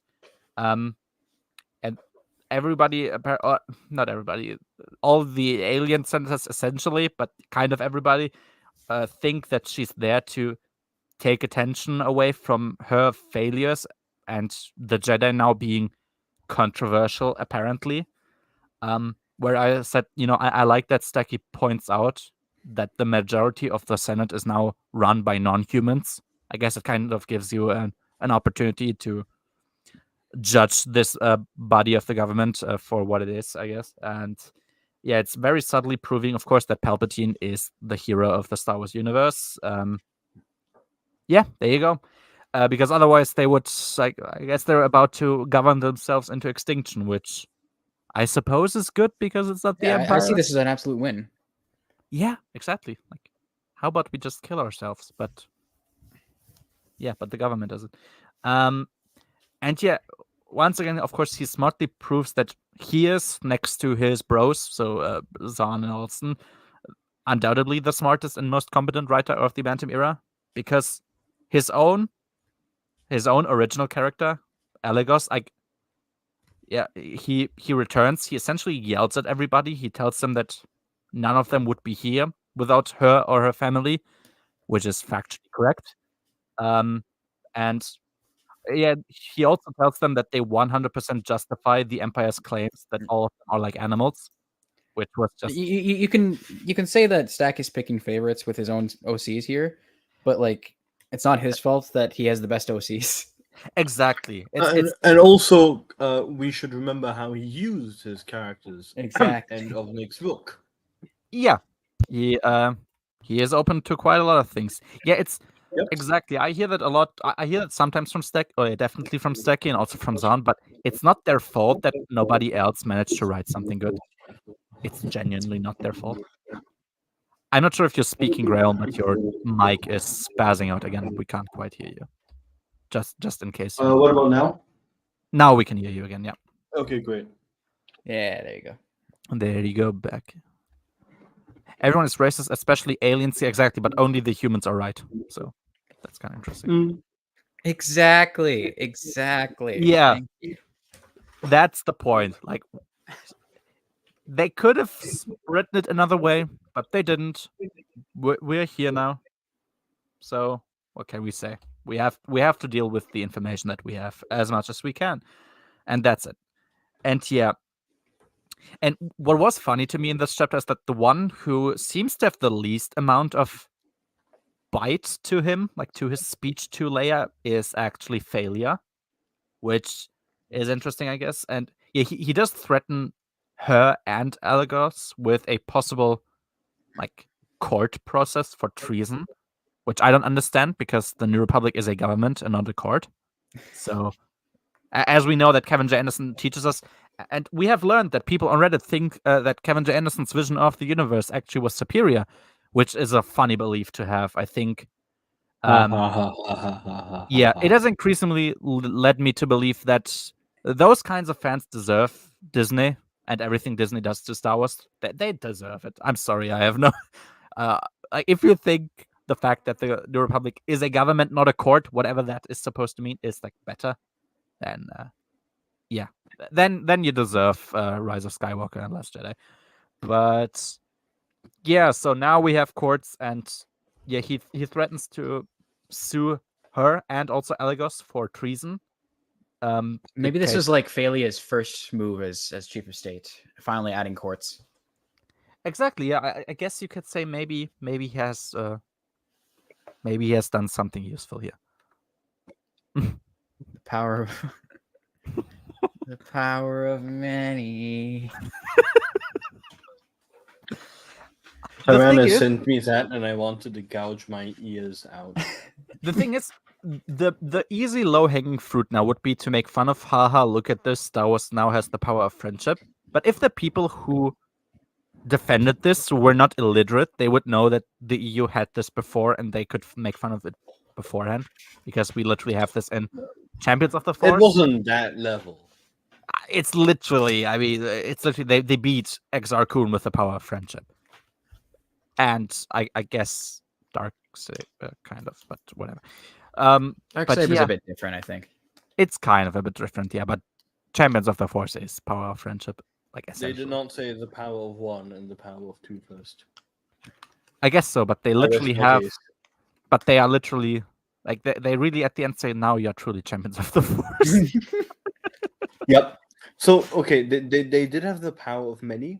But they didn't have the power of one and the power of two, because Exar Kun did that whole thing to Luke, and the second person would have been Corran, except that Corran wasn't invented yet.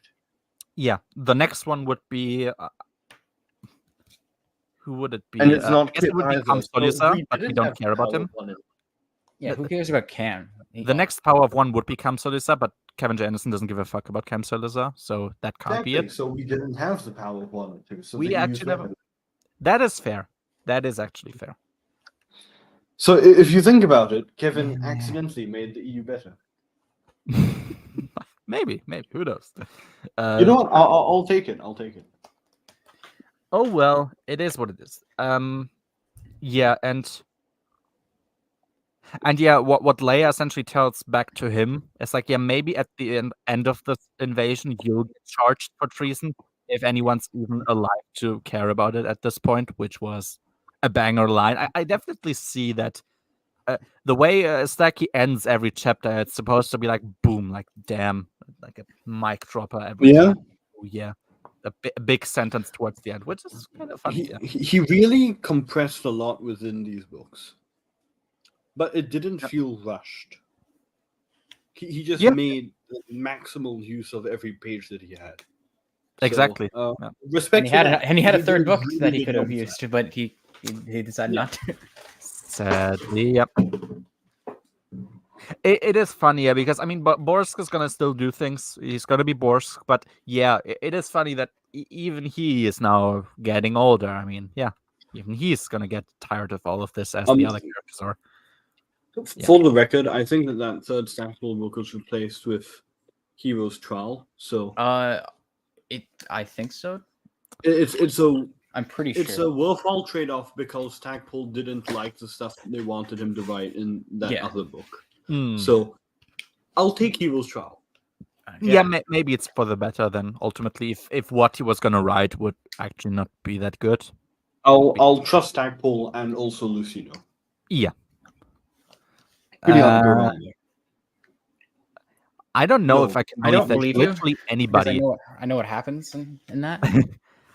I don't even Probably believe that not. anybody can have good roles in Legacy of the Force Inferno, but I guess I have read it, so I don't have to The only people who have good roles in Legacy of the Force, actually, the only person is somehow Boba Fett. Or the fire that burns down Kashyyyk. Yeah. Speaking of fire, the only guy I think whose role I'm gonna like is Isolde, but that's unrelated. Yeah, we'll have to. Oh man, I am increasingly just curious about how bad is this actually. Like, hey, who knows? Maybe we're gonna love it. Can always happen, right?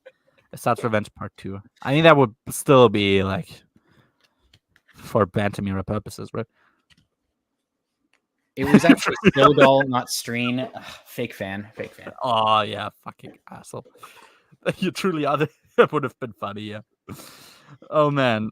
Yeah, chapter 2. So we get another Stacky OC back. We have Gavin Darklighter. He is back, and he has an astromech that used to be called Jawa Swag, which to me was really funny. Then he became Tough Catch, and now he's just Catch. So Catch is his astromech. And we get to learn about his family situation, what he's been up to. He has adopted 2 sons after that's interesting. Actually, Stacky manages to also like kind of write an sort of epilogue with what happens in X-Wing, so or also with the Thrawn crisis. So in the neighborhood that the Rogue Squadron stayed in after the Thrawn crisis, that's where he found 2. I think they were orphans at this point, obviously, and he then decided that he wanted to adopt them, and there was a social worker from Chandrila who helped him with this, and she eventually became his wife, and then they also had 3 more children themselves. It's like, hey, Gavin is like doing something productive with this life. He's like, and of the course, one he couldn't character have that had gets- biological children of his own if he had gotten together with that bottom. yeah. That's true. Yeah. He's like the one character that it gets to grow old and have kids. Yeah. Yeah. Like, well, okay. yeah, Wedge did until Troy. Yeah, that's the thing. that is Until a big Troy. if. At least I guess Gavin was not too prolific enough to be returned, so that's what eventually saved him, I guess. But yeah, like he Wait, adopted. did Gavin have that thing? I think Gavin shows up later, but I don't think he gets ruined. Yeah, At least I haven't heard anything about him Very being small ruined. role because Troy just didn't bother reading the X-Wing books, and so he didn't care about Gavin. Yeah, thank fuck. He has a wife who Yeah. keeps him straight. Oh, okay. So he became an admiral. Let's see. Good for him.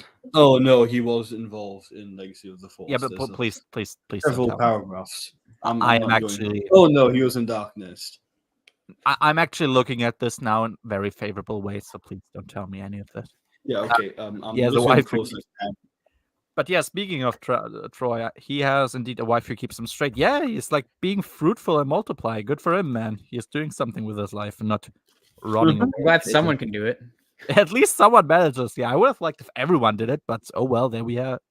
I It mean, would make sense for that everyone would actually start like you get a baby boom after the war with the Empire ended. Yeah. you usually have. Yeah. I guess Han and Well, Leia. and I mean, there was one because we see Gavin and Wedge get kids. So Yeah, I guess Han and Leia also, but things happened. I think.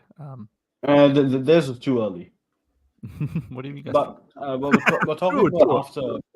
after Hand of Thorn duology. So Mm, technically, the war never ended until then. I guess so, yeah. But there you go. And yeah, so Gavin flies a simulation against a skip. So I think that's the first time it's called a skip. So the Coral Skippers, the Vong Starfighters, are called skips. And he manages to at least survive 25 seconds before he gets beaten. And then his admiral, so a new character called Treyas Crefe, I'm just going to call him Crefe, congratulates him. Since he managed even less, even less than 25 seconds. Yeah, because Gavin was like, well, what do you mean, congratulations? I sucked. And it's like, no, you were better than me, so good on you. And yeah, so they just speak about what Leia was speaking about, and they both seem to have the same opinion about what she's saying. And Crefe describes himself as not the kind of Bothan people were used to, which is nice because the Bothans people we're used to are, well, they are what they are. Yeah, but he also sees, like, Crefe realizes that any kind of somewhat open consideration that Leia's claims about the Vong, like that they are still out there and this wasn't everything about them, any consideration that this is correct is heavily discouraged in the military. So he just, for now, kind of keeps his head down about it. And yeah, they also the fact that he is even allowing Rogue Squadron. So as we know, Gavin Darklighter now is the leader of Rogue Squadron, which is also nice, I guess, because the rest of them are gone. And the fact that he's letting Rogue Squadron even fly these simulations is already kind of a consideration that, there could be more of them out there. So that's why we're preparing for it. So it could potentially cost him his rank. And it's nice to have a character that doesn't care too much about it, but it's like, well, we should be prepared because, yeah, they are definitely around still. I think it's fair to say that Crefe is the most based person in the New Republic military. That by far. Wasn't already pre-existent. True, yeah. From the OCs, definitely, and yeah, in the in the fleet, I guess, because Wedge and Tycho, they're gonna be back, of course, later. And, okay, Wedge existed before, and I think I can say that Crefe is cooler than Tycho. I mean, Tycho married Winter. None that Tycho's bad, but Crefe is just somehow cooler. I mean, hey, Tycho married Winter, not Akbar. That's pretty cool. But yeah, no. I mean, Crefe definitely is of the OCs, and yeah, definitely. And I mean, in politics, it's only really Elagos, I guess, kind of Leia. He's another good.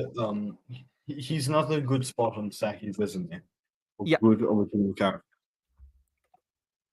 It is. You could learn about him if you decided to stop reading garbage or jump back and forth and actually read good books. But yeah, there you go. No, I hate you guys. Fuck off. I don't want to know about this. I want to pretend that he's a great character throughout. Jason, shut up. We don't talk about Star by Star now. We pretend it didn't happen. We're in denial here. Yeah, I'll cope for now. No, No, shut up. Shut up. it's No. Just no. after he goes back to being after. No, okay, whatever. No. Yeah. Okay, that's not true. And Yeah. this is bait. Lando. No, he thinks because I told him that he should stop reading garbage, and he's reading Lando trilogy right now. But of course, okay. Lando trilogy is not garbage, but you have like wasted a lot of time with reading garbage, Yeah, which I would you know really about. have Because I did wasted a too. lot of time. Lando trilogy is fine. You can read that. Yeah. That's pretty good. Yeah. So Kurefe's plans. He wants to use a Rogue Squadron in the Outer Rim, essentially, and he wants to send them out undercover as pirates, while officially Kurefe is hunting them, and they pretend to be pirates. And essentially, he's not going to chase them all the time to give them time, essentially, to investigate and see whether they can find out about any wrong activity. And he tries to give them time to hopefully find something that proves Leia correct. Yes, since anything else would, of course, be literal suicide, because, well, we know that the Vong are still out there. Yeah, that was the chapter. I think this was also pretty great. Other than, like, the only thing I was, I guess, confused about would be the pirate thing, because I was like, if somebody asks where Rogue Squadron is, like, what are you gonna say? But I was like, yeah, okay. I mean, I guess as long as nobody looks that closely, you're pretty good to go. So there should probably just be somebody who looks.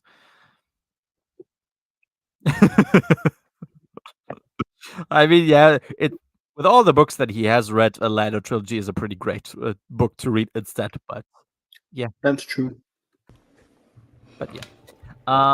Chapter 3. Yeah. I realized. Yeah, I really, I hope that I never had to hear, like, in my life, hear the names Nikos Mar and Cray Mingler ever again.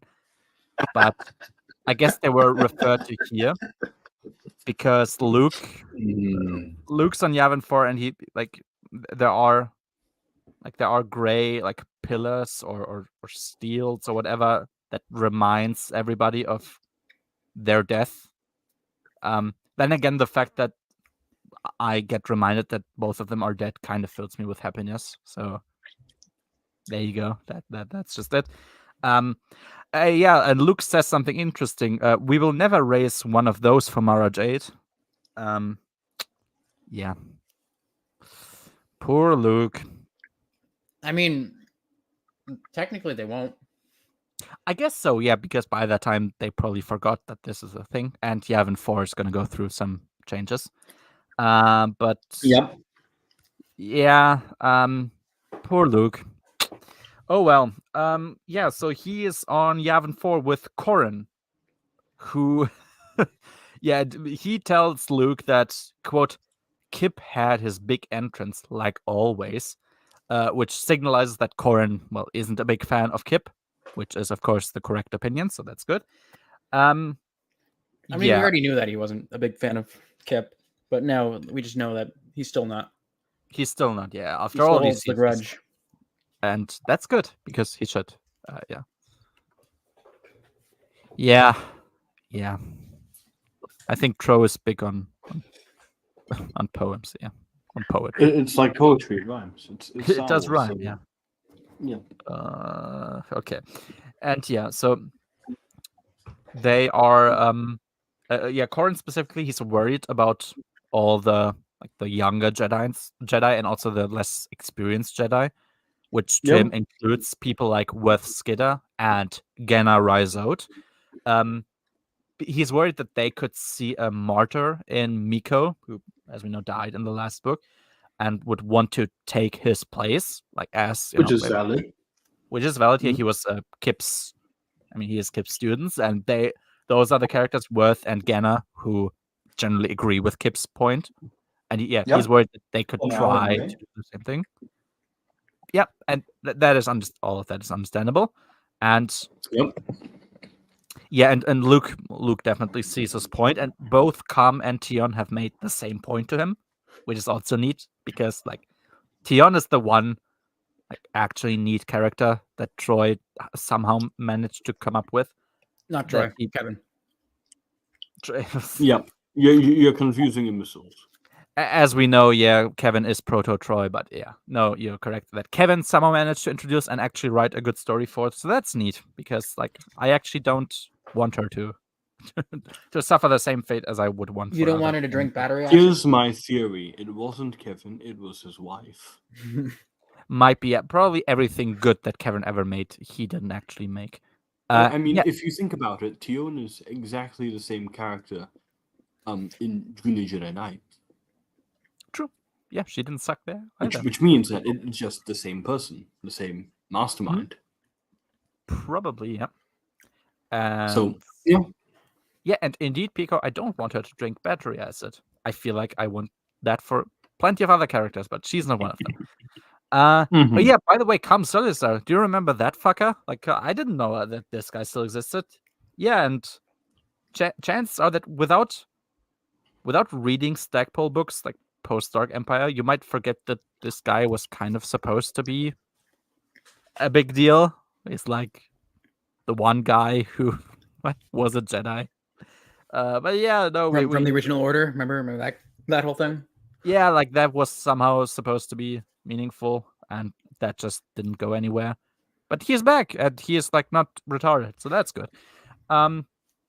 Yeah, and Kip, Kip, he himself is clearly aware of the political issues that his rowdy ways, I guess, are causing, like also the whole Skidder episode from Vector Prime, but he kind of doesn't care, which is also pretty fair, to be honest.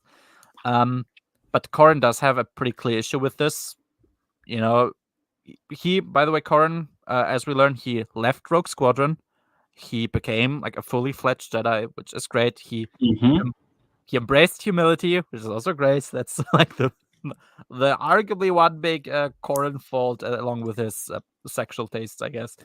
And yeah, while Kip himself has gotten increasingly arrogant about himself, but Luke can understand why Kip turned out the way that he did, because of how many more possibilities somebody with a strong connection to the Force has. I mean, that's true. Like Kip, I guess, has a strong potential, and yeah, somebody who can do the things that he can would, of course, be a bit tempted to be more active. So yeah. Exactly. Everything that is bad is from Kevin. We know that because all the times that Kevin wrote definitely by himself, it was shit. So there you go. Now, I know that it's going to be very hard for you to understand this and process it and accept that it's actually happening. But in Dark Tide and Age of Victory, Kip feels like an actual character. What? Yeah. Because we'll speak more about that. I think Kip is in the wrong, but the thing is, he's never portrayed as stupid. Not even as evil necessarily. Definitely not as evil. If anything, he has the characteristic he should have had, like from the beginning, where Yeah, and trying to atone for what he's done. Why he thinks this way. Exactly. Makes sense. Yeah, it makes sense. See why people would agree with him. Yeah, and it's all of the things that he wants. They are never unreasonable. They are not maybe fully thought out. You know, he's maybe missing the whole picture, but it's never unreasonable that he would believe the things he does. And it's the most three-dimensional this character has ever been. Because before he was nothing. Like, he was a plot device, kind of, and like generic villain, and then kind of generic good guy. Fucking Hobbit. Yep. So, yeah. Kip And he wore black cloak because emo. Yeah, because He was like black the is like- proto Brachus, if you think about it. He was the it's like- Proto-Zach. Good thing he left Rogue Squadron for the Jedi. We know by darkness that Luke can't admit to a Jedi with something else in their lives besides. That's Yeah, true. Darkness isn't canon, so Jesus fucking. Yeah, there's this whole stupid thing at the end of Darkness. The more Not gonna go into details I hear about that I've never heard about, the more I realize it's really, really probably worse than everybody thinks it is. It's crazy. It's crazy. I've been telling you that. I know. I feel like I've been listening to you, but yeah, I'm still surprised Well, by but all right. of it's this. Yes, still Alex. going to, and despite this, and the fact that we're going to have more conversations exactly like this, you'll still be surprised. I can guarantee it. I'm pretty sure about that. Yeah, there you go. But yeah, so yeah, the conflict is pretty clear.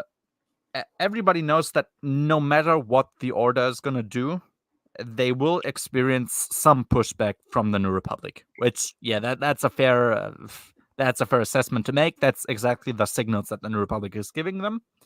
What Kip wants to do is he wants to take preventative measures against the Vong, essentially strike first and be offensive, saying that without the Jedi, the galaxy is done for. It's probably true. But Corran and Jason instead realize that without the New Republic, they're also kind of screwed and, well, heavily outgunned, which is also true. Yep. And yeah, I like that Luke mentally reminds himself that Kip did indeed kill billions of people. Should we also reiterate the fact that the argument is not whether or not to kill the Vong? Yeah, I've been repeatedly told that this is supposedly the argument, whether it's even correct to kill the Vong. Which, if that actually were the conflict here, that would feel like it's happening 15 books too early, because they are an attacking force. That's like not the first thought you would have. Like, is it even right to attack them? I mean, if somebody comes up to you with a knife and tries to shank you, is it right to use self-defense and go put them in a stranglehold? Yeah, that's probably not going to be the first thought that comes to mind, right? It's like you might think about that if you have like a little. You have to silent kind of moment. like cast a time stop spell, and why would you do that? Yeah. So no, it's everybody agrees that something needs to happen with the Vong. It's only what is the most effective way of dealing with it.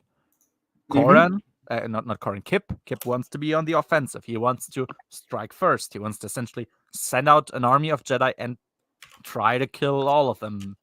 And but yeah, that's it. We're gonna get a bit more like explanation for what the other position is a bit later. And yeah, but all jokes aside, both sides they make understandable points. Luke tries to fight for unity in the Order, which that is what he should do. I mean, he's the top guy. That is his first concern. And also what he tells them is that he will give everyone individual tasks to learn as much about the Vong as possible.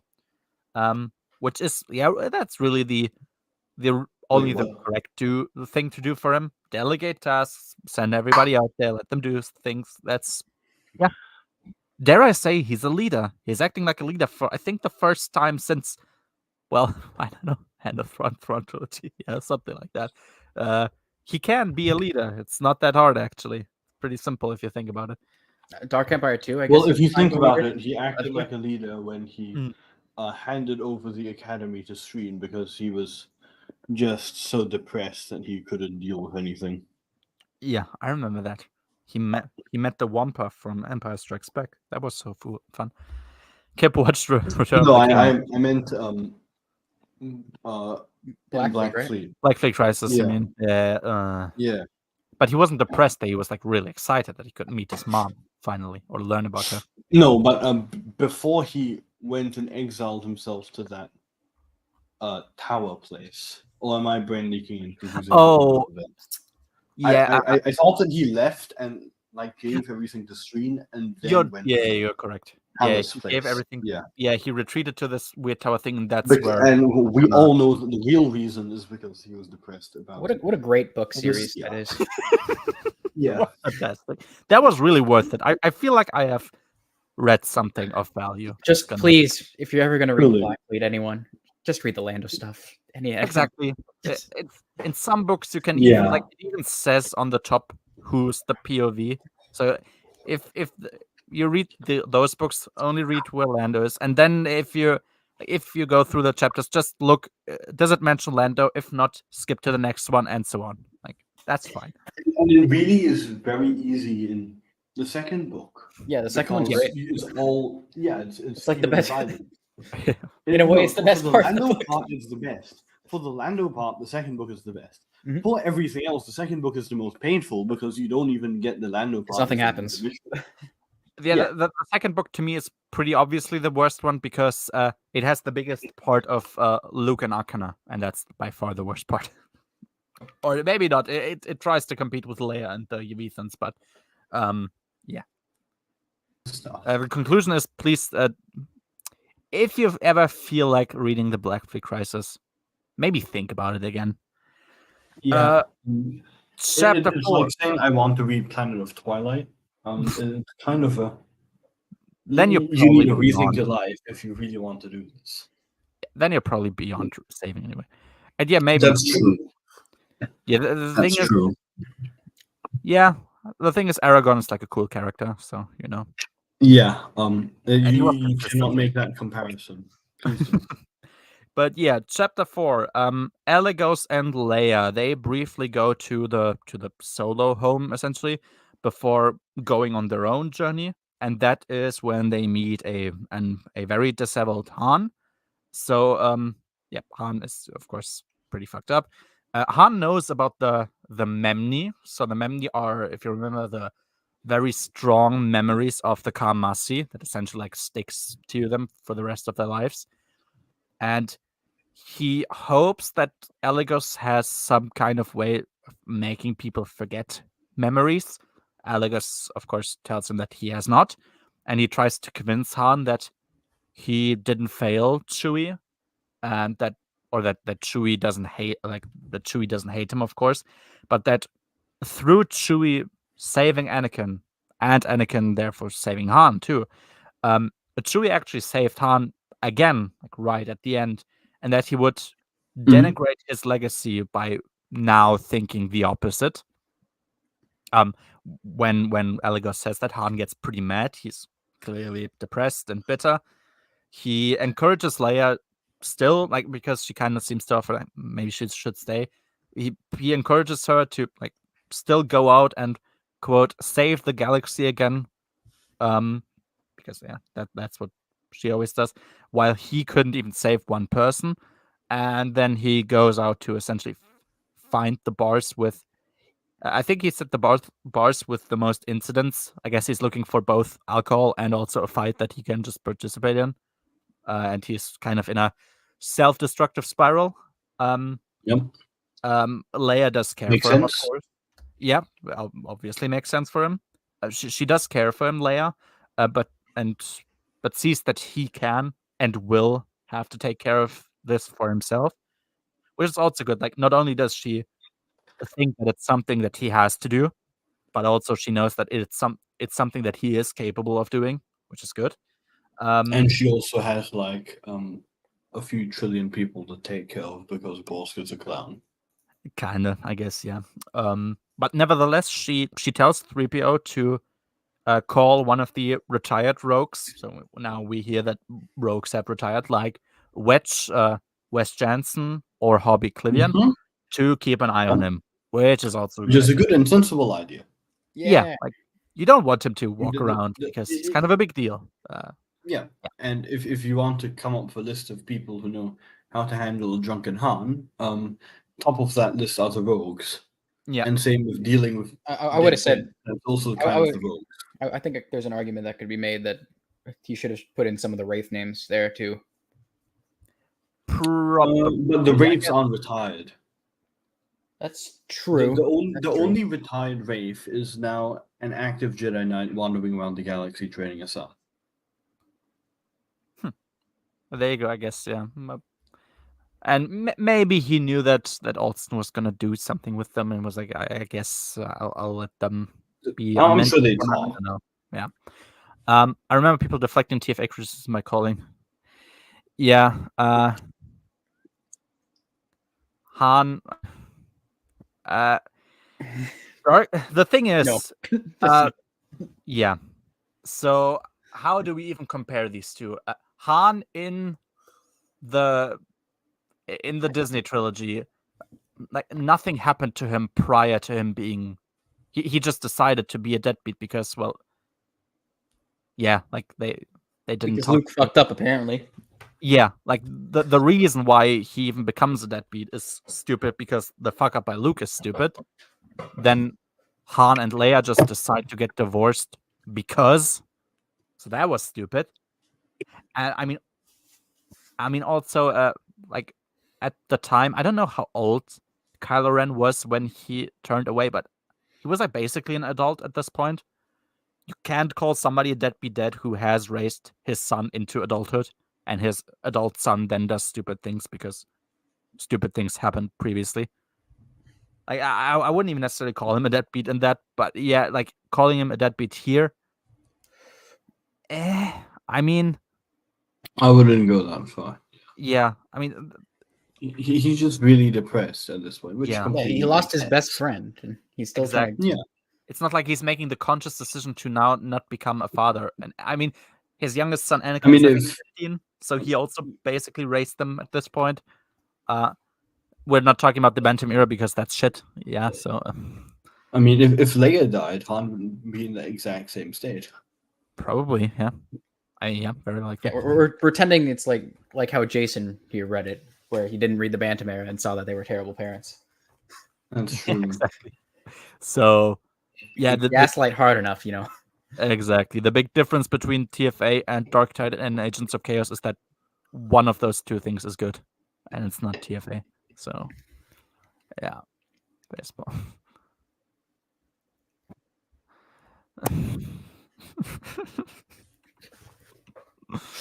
Yeah, I've heard of that. I hate the concept of one last adventure, at least because it's mostly been shit in Star Wars. It can be really good, but it kind of just doesn't turn out to be that way a lot of times. Stover once said that he really wanted to write one last adventure for Han, Luke, and Leia. So I would read that. Yeah, because he But is an every author, other time an author has tried, apart from the unifying force, I don't think the No, Unifying thank Force you. is supposed to be one last adventure, though. It's yeah, exactly, it isn't. But it somehow worked as one last adventure. Oh yeah, of course, Han and Leia accepting that now Luke has redone the prequel order by no contact to the family yet. That would also be stupid. Like, I assume Luke would tell them that this is the rule if they choose to give him to Luke, and then they should be like, "How about fuck you and go away?" So yeah, Yeah. doesn't work when the franchise can't move from the characters economically or creatively. Mhm. They could have, at least for the book, Troy. but they didn't because yeah, things happened, I guess. Mhm. But yeah, so yeah, but as we spoke about the chapter, that was very well and appropriately done. Han is obviously angry and sad, but what is nice, and I really try to to look out for that, is that he never lashes out against Leia. He's just bitter about his own failure, but he's never insulting towards her. I mean, he's kind of maybe a bit sarcastic, like, "Oh yeah, go out and save the galaxy again." But it's He lashes out at Anakin a couple times. that is true, yeah. But But he doesn't lash out at Jaina, Jason, Luke. Yeah. Oh, okay, no. Yeah. He lashes out at Luke at one time. But yeah, he will that lash out was- against Luke, kind of, but yeah. But he doesn't lash Um, out against Jaina or Leia, so. And Exactly. Jason. So, yeah. Yeah, because I mean they're kind of unrelated to that whole thing. Yeah. Yeah. Mm-hmm. Chapter 5. Yeah. So now we get some missions, like what the characters are going to do. So Jaina will get Danny Quee from Comenor. So she's on Comenor the right now. greatest female character of all time, by the way. Yeah. By the way, she's like an actual good potential Yeah. future love interest for Jason. I don't know anyone else. So there you go. And yeah, she's gonna take Danny and then reunite with Leia and Alagos. Jason tells Luke that Jason tells Luke that she wanted something more interesting to do. And yeah, what Luke is like thinking about Jason is that he quote knows, like Jason knows no trust until he sees fully whether his assumptions are correct or not, which is good. Like it's first of all, it's normal for a teenager to not just believe things because that's not what a teenager is. And it's good for Jason to be that too, even for an important character like Luke. Yeah.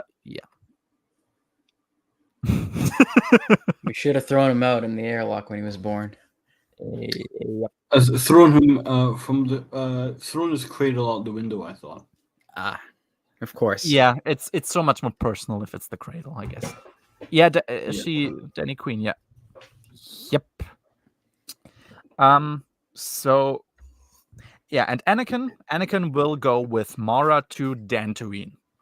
And what he immediately thinks, because the task seems comparatively simple, is that Anakin thinks Luke doesn't trust him because, quote, he let Chewie die.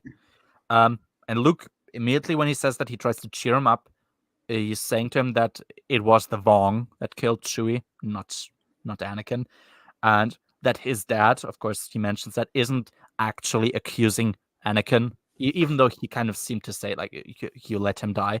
He isn't actually accusing him of being responsible for Chewie's death, or even killing him. And that Han is also a good man. Of course, he's just grieving right now. And what Luke is also telling Anakin is that he's literally entrusting him with his wife, kind of the most important person in his universe, the person he loves most. And when Anakin wonders if he isn't just giving Mara like to have an eye out for him or something, Luke counters whether he honestly believed that Mara would accept him giving her a student who wasn't trustworthy. It's like, is that a good idea? Yeah, Mara wouldn't agree to that if that was the thing that Luke was suggesting. Imagine if it had been Kip entrusted with keeping Mara safe. Yeah, I could understand why Luke would never even for a millisecond consider it, because as we know, Kip would probably take the ship and bail on her. So, because that seems to be a tradition for us. So, for him, yeah. But no, immediately when he gives Anakin, I guess, that mental picture, Anakin has to laugh and is cheered up. And yeah, they will go to Dantooine, since Dantooine is a planet that's full of life, and it's perfect to be in union with the Force. So presumably something where Mara can get better. And yeah, now Jason comes last, and he wishes to actually receive no task at all. He understands why Luke was. He thinks about kind of the position that Luke is in. He understands that Luke was made actually kind of into a weapon against the Empire, and that his masters came from a line of guardians of peace. But that, in the beginning, the Jedi presumably had to be something different other than kind of soldiers. And they received these powers from their strength from within.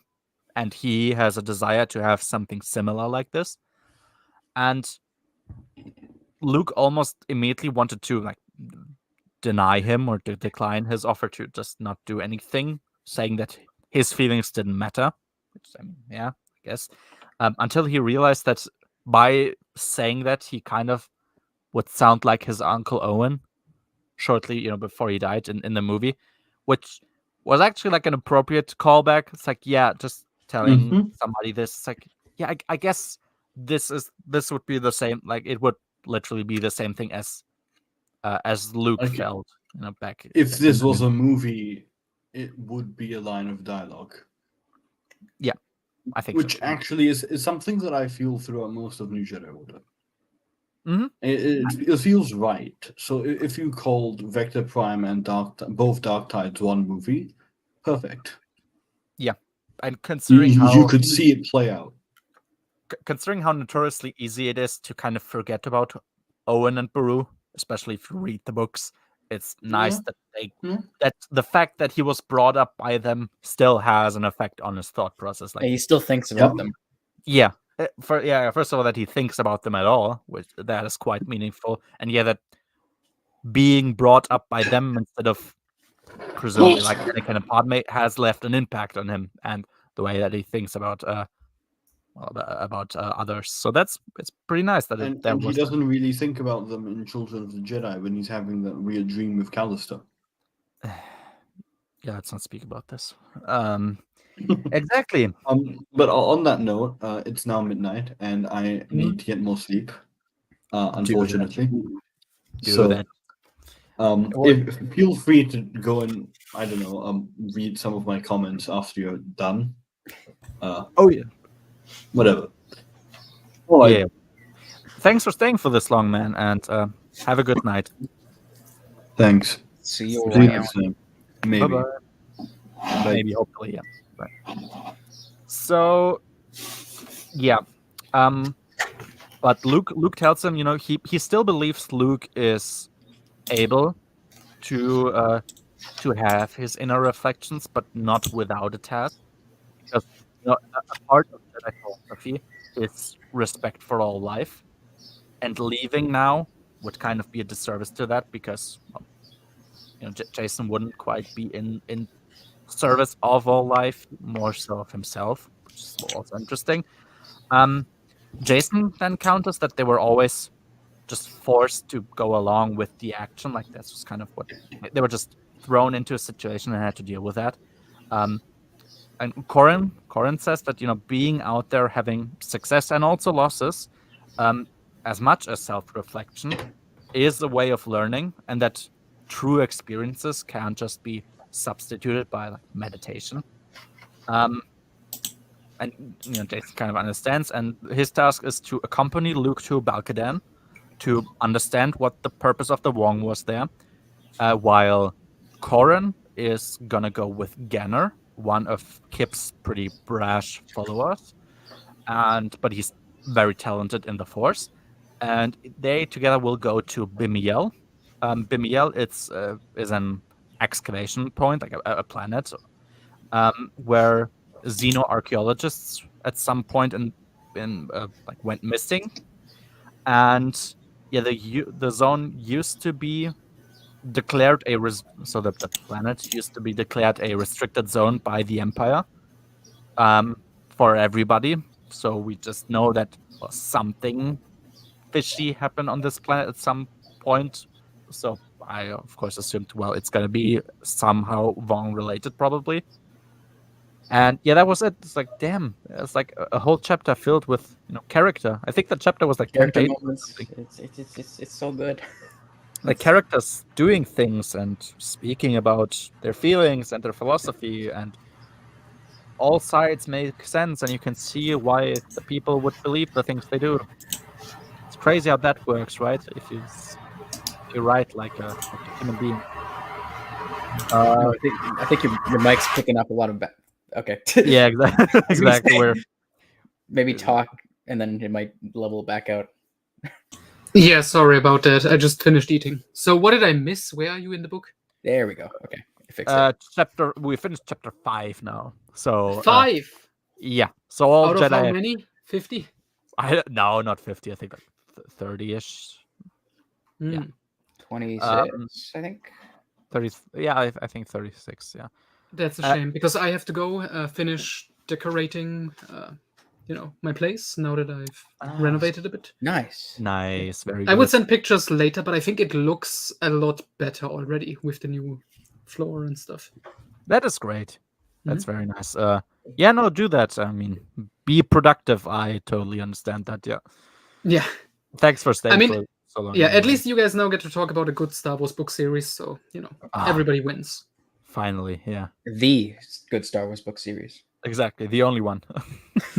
Indeed, with the best Michael Stackpole novels. True. Oh man, yeah. No, thanks a lot, man, and have fun. Send pictures later. All right, see you guys. Bye bye. Bye. No, yeah, it's like, damn, Jason has like a point of view, and he isn't just an idiot, and you understand why he thinks the things that he does think, because he's not wrong necessarily, but the others are also not wrong necessarily. Man, crazy what good authors can do to a book. So much. He is, of course, very disrespectful, and he gets shut down by facts and logic. What a Yeah. fucking asshole. Fuck that kid. Yeah. Piece of How dare a human garbage. 16-year-old resist and not accept everything? Chapter 6. So, so Corrin is... Yeah, I love how Corrin thinks that he's watching Valen try and use telekinesis against the rock. So he sees him as a- Valen being his son, obviously. Valen. For the people that don't know. I guess, I don't know. Possibly, yeah. So his son, Valen or Valen, whatever, he thinks that he's seeing him try and use telekinesis against the rock. He wants to like briefly tell him that probably he can't, to spare him the disappointment of never being able to do it because, well, Corrin himself can't use telekinesis. But then he just decides against it because he himself thinks, experiencing disappointment and also dealing with it yourself is a valuable lesson to be had, which is true. Very good. Like a parent almost, you could say. Wow. What an idea. Yeah, it's crazy. We can have that in Star We Wars. can have parents in Star Wars. Exactly. All They these don't new things. They can do things like speak to their child and, like, I don't know, have a meal with them, I guess, and see them from time to time. Insane, yeah. And the rock even starts moving, and Corrin wants to congratulates him, thinking that Valen has actually succeeded in moving the rock. But what he actually made was he made garnants, so like little insects, think that this rock is their food, so they started to move it themselves, which is kind of just funny. And I like Corrin's view here. He thinks about the fact that he did this to the garnants, and saying that that making a thinking being do your bidding by overriding their will is clearly a dark side thing to do, because I guess the nature of such an action just seems far more evil than it would good. Yeah, you're controlling another thing. Yeah, exactly. Definitely against its will. And yeah, especially, of course, yeah, if it's against its will and out of a selfish need for the Jedi himself. But he says, like, okay, in this case, it's clearly a bit more harmless. Essentially, especially since Valen even still offers them actual food, even though because he made them incorrectly believe that something else is, which is kind of nice. Yeah, because like the fact that Obi-Wan used force manipulation, mind manipulation in A New Hope, of course, isn't a dark side thing to do. Well, they would have been arrested and died otherwise. So yeah, that makes sense. It all depends on how you use it, when you use it. There's context. And do you want to tell me that force techniques themselves aren't actually a problem? It's how you use them. Crazy. I didn't think about this. Yep. Yeah, almost like the themes aren't like a worthless thing you say to somebody to justify why this book supposedly is good, but no, like it has actual themes and it makes something productive and good out of this. Crazy.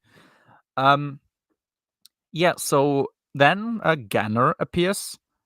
Corrin sends Valen to Mirex, and as we learn, his sister Gisela. So Corrin and Mirex also had a daughter. So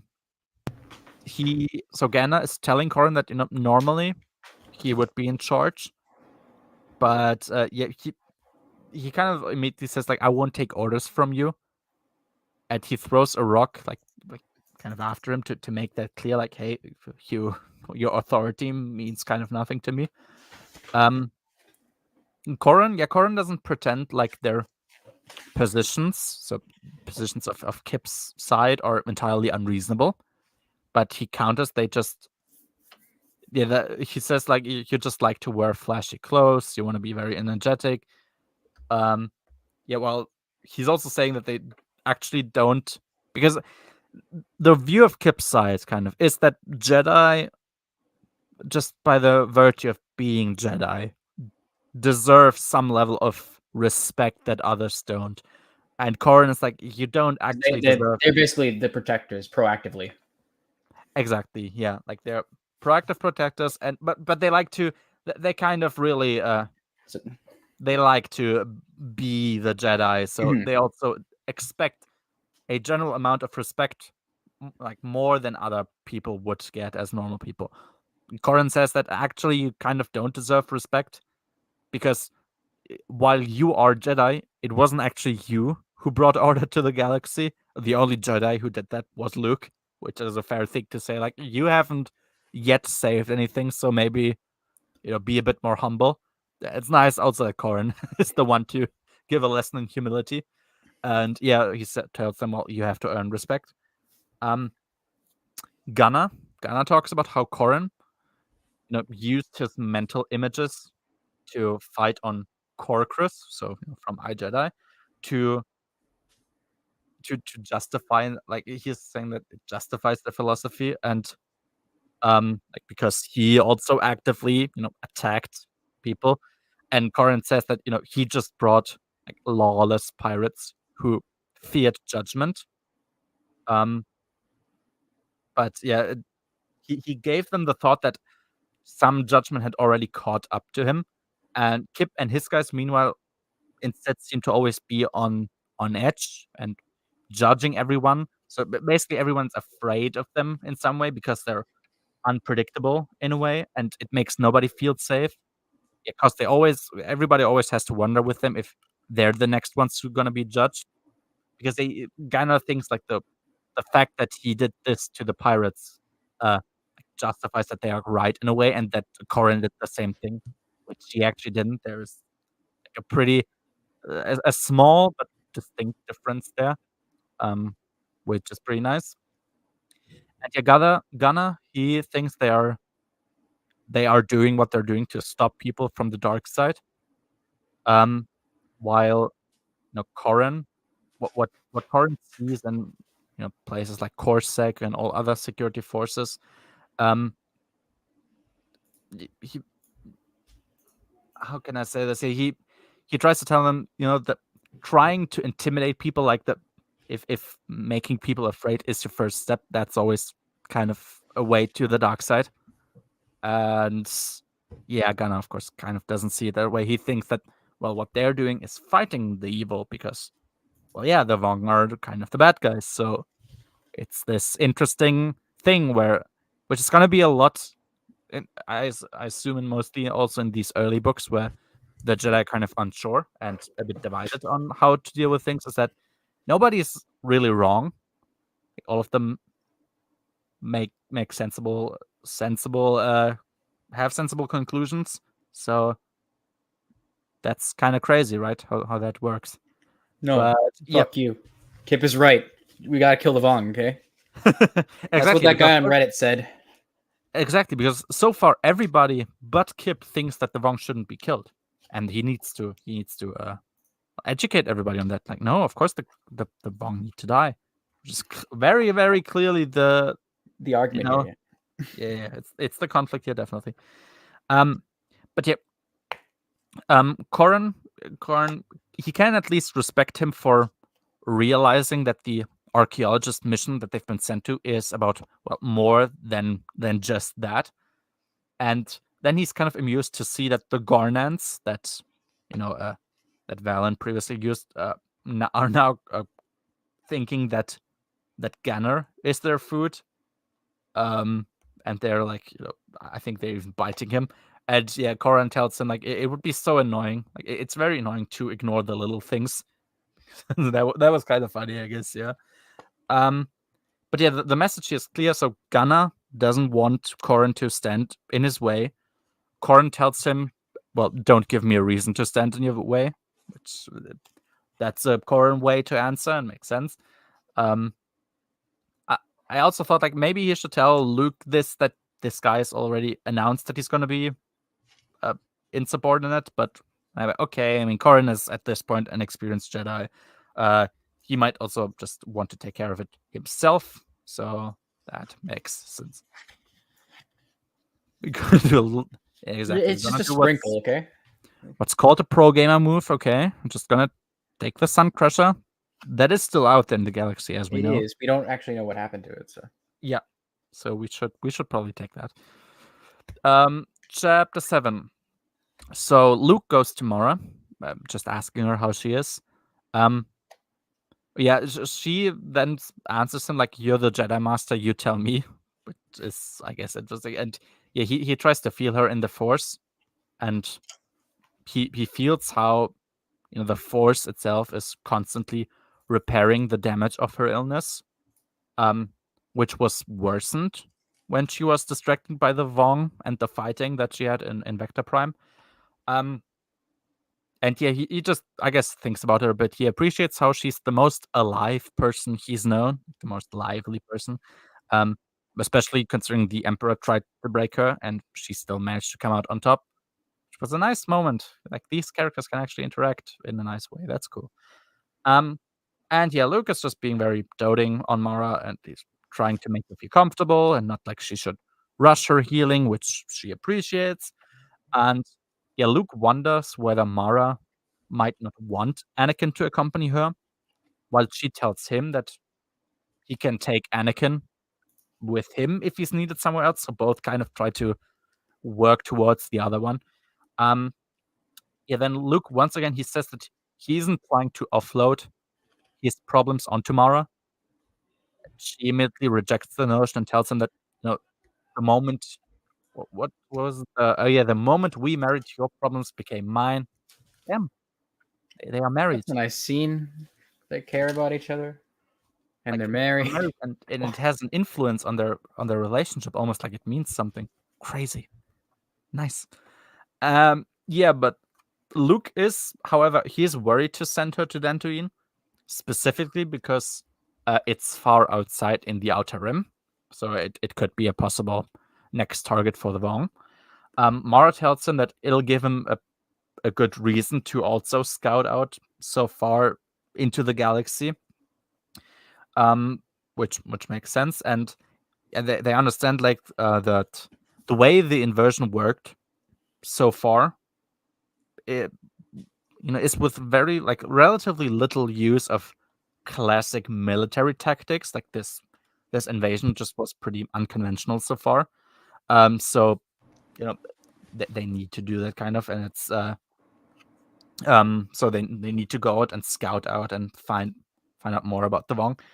But Luke is still worried, especially since Balkadan was also one of their targets, and they essentially they don't know what their targets could be, so they don't even know necessarily where to begin looking.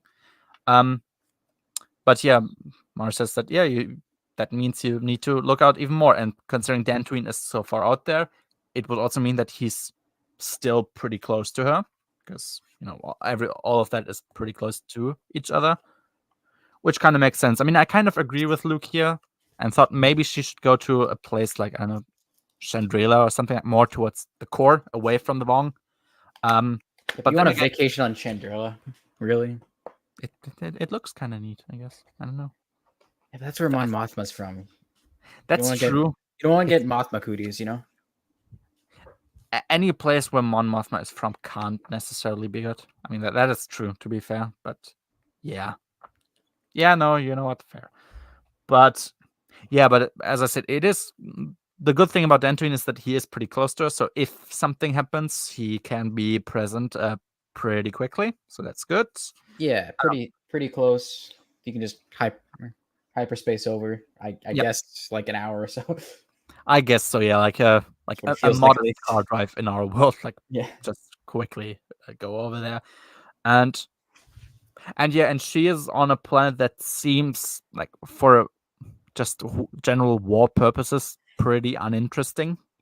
So that kind of gives him a bit of peace at mind, but also makes sense. Yeah.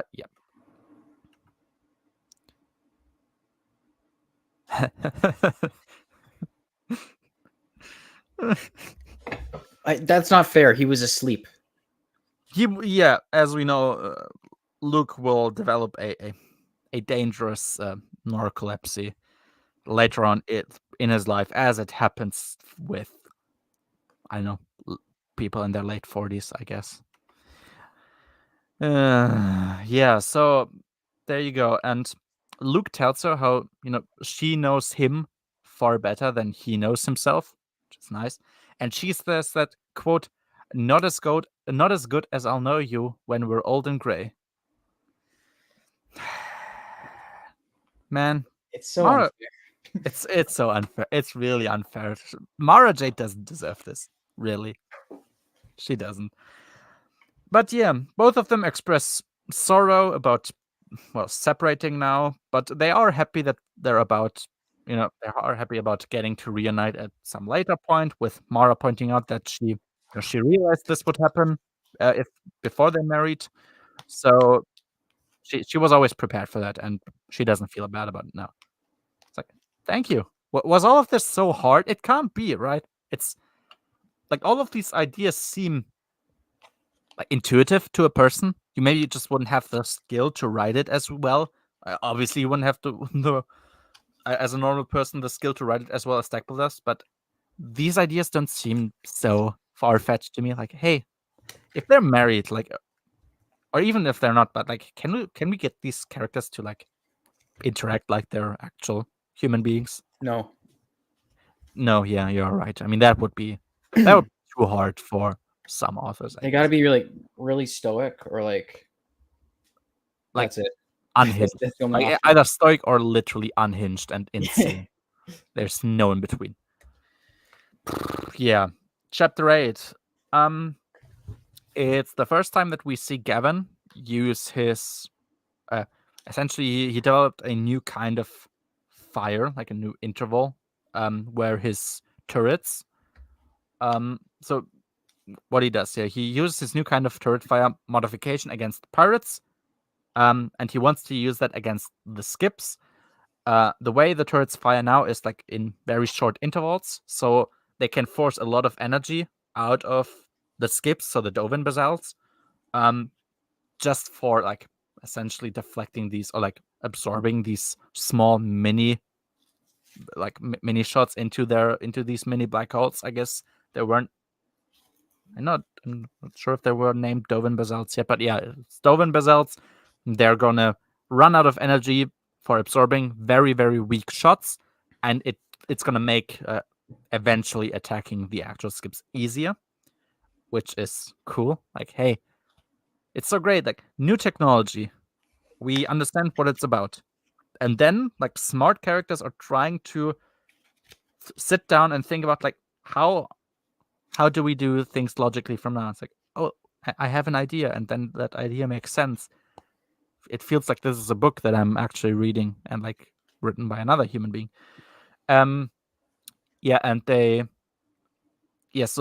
Rogue Squadron finds Urias Zaxxon's like barely functional ship, and yeah, Gavin and Crefe obviously know that his knowledge and tactics, like from the pirate, will in some way be instrumental. That he knows something, and yeah, while Urias himself actually thought he would be dealt with like a criminal, so he's kind of surprised that they're not willing to arrest him or something. He's like, no, you're gonna be useful. we're gonna have to ask a few things from you, which is nice and makes sense.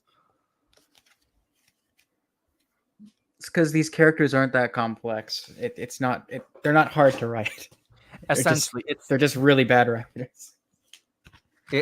It was kind of hard for me, considering how much I loved Star Wars, to stop believing that it's rocket science to write them. Like, yeah, I mean, Stacky, you can say, yeah, well, he wrote 6 books before, but and comics, but yeah, a newcomer like Salvatore's coming in, and he's like dunking quality wise on. Well, you're on Hero's Trial right now. Heck, how well does Lucino write everyone? Lucino's first book, yeah, it's not even close. Like, it's laughable, the amount of like quality difference there is. I'm sorry, yeah, Bantam authors, especially also the ones that got to write a trilogy. I mean, presumably they got into the franchise because they already did write good books. You would think that, but we are where we are right now, right? Episode 40, we spoke about a couple of things. Yeah, Jesus, that was a pretty shit journey, but finally we're here. Chapter 9. Leia thinks about whether she sent her kids to be trained by Luke at the Praxium, kind of partially to stop feeling bad about herself and how she has failed in becoming a bigger Jedi. Can you highlight Douglas's newest comment? Yeah, those people Are really dumb. Yeah, Yeah. there's no easier way. I've seen There's these. no nicer ways to say it. No, I've seen these internet chuckle fucks like, oh, the Vong. They sound so edgy. Like, oh my god, Chewie dies with a moon landing on him. That's so stupid for some reason, I guess. Yeah, like if people actually hold this position, like in a serious and like, energetic way today, they belong to the group of Star Wars fans that deserves the sequel trilogy and all the stupid, low quality woke shit that Disney did with Star Wars. Like they deserve all of it. Because it's the same thing. It's the same thing. I am actually of the belief that if you had something like TLJ and you relabeled it as Legends and like people didn't know about the movie, it was just like a new Legends book, I think it would be shocking the response to it. It might be because people for whom the EU ended at the Bantam era, like you missed Kenobi, you missed Plagueis, you missed the NJO. Jesus. Yeah, I have nothing more to say then. Yeah, but yeah, and like, no, Leia, you didn't make an individual character choice to not become a Jedi. The Bantam authors would just shit. So that's why you still aren't a Jedi and probably will never really be one. But oh well, yeah, it was kind of a sad little moment. It's like, oh yeah, the Bantam era happened. And Jaina, actually towards Leia, Jaina's a bit accusatory. She's telling her that she's just playing around with the Force a bit without really being serious about it. And Leia pretty easily makes her regret her words. Leia says that all this happened because she always put others first and never had time to become a Jedi, which is, I mean, it's kind of it's a way of looking at it. It is a way of looking at it. It's, I guess, if you have to absolutely try and come up with something, if you have to steel man a point, that would be the thing that you say. It's of course bullshit because it never should have been this way, but we are where we are. But yeah, I guess it was technically a correct thing for her to say in this situation. And yeah, so Leia then speaks to Danny, and they are on a place called on a planet called Agamar, which is a planet that supported the rebels a lot, and they're Not to be trying confused with Adamar. Not to be confused with Adumar. Yeah, this is Agamar, not Adumar. Exactly. And yeah, they are trying to prepare them for the Yuuzhan Vong eventually appearing and try to get them to help with perhaps the Vong, and also with the inevitable refugees that are going to be created by the Vong. Which that's what Leia would now do in this moment. So there you go.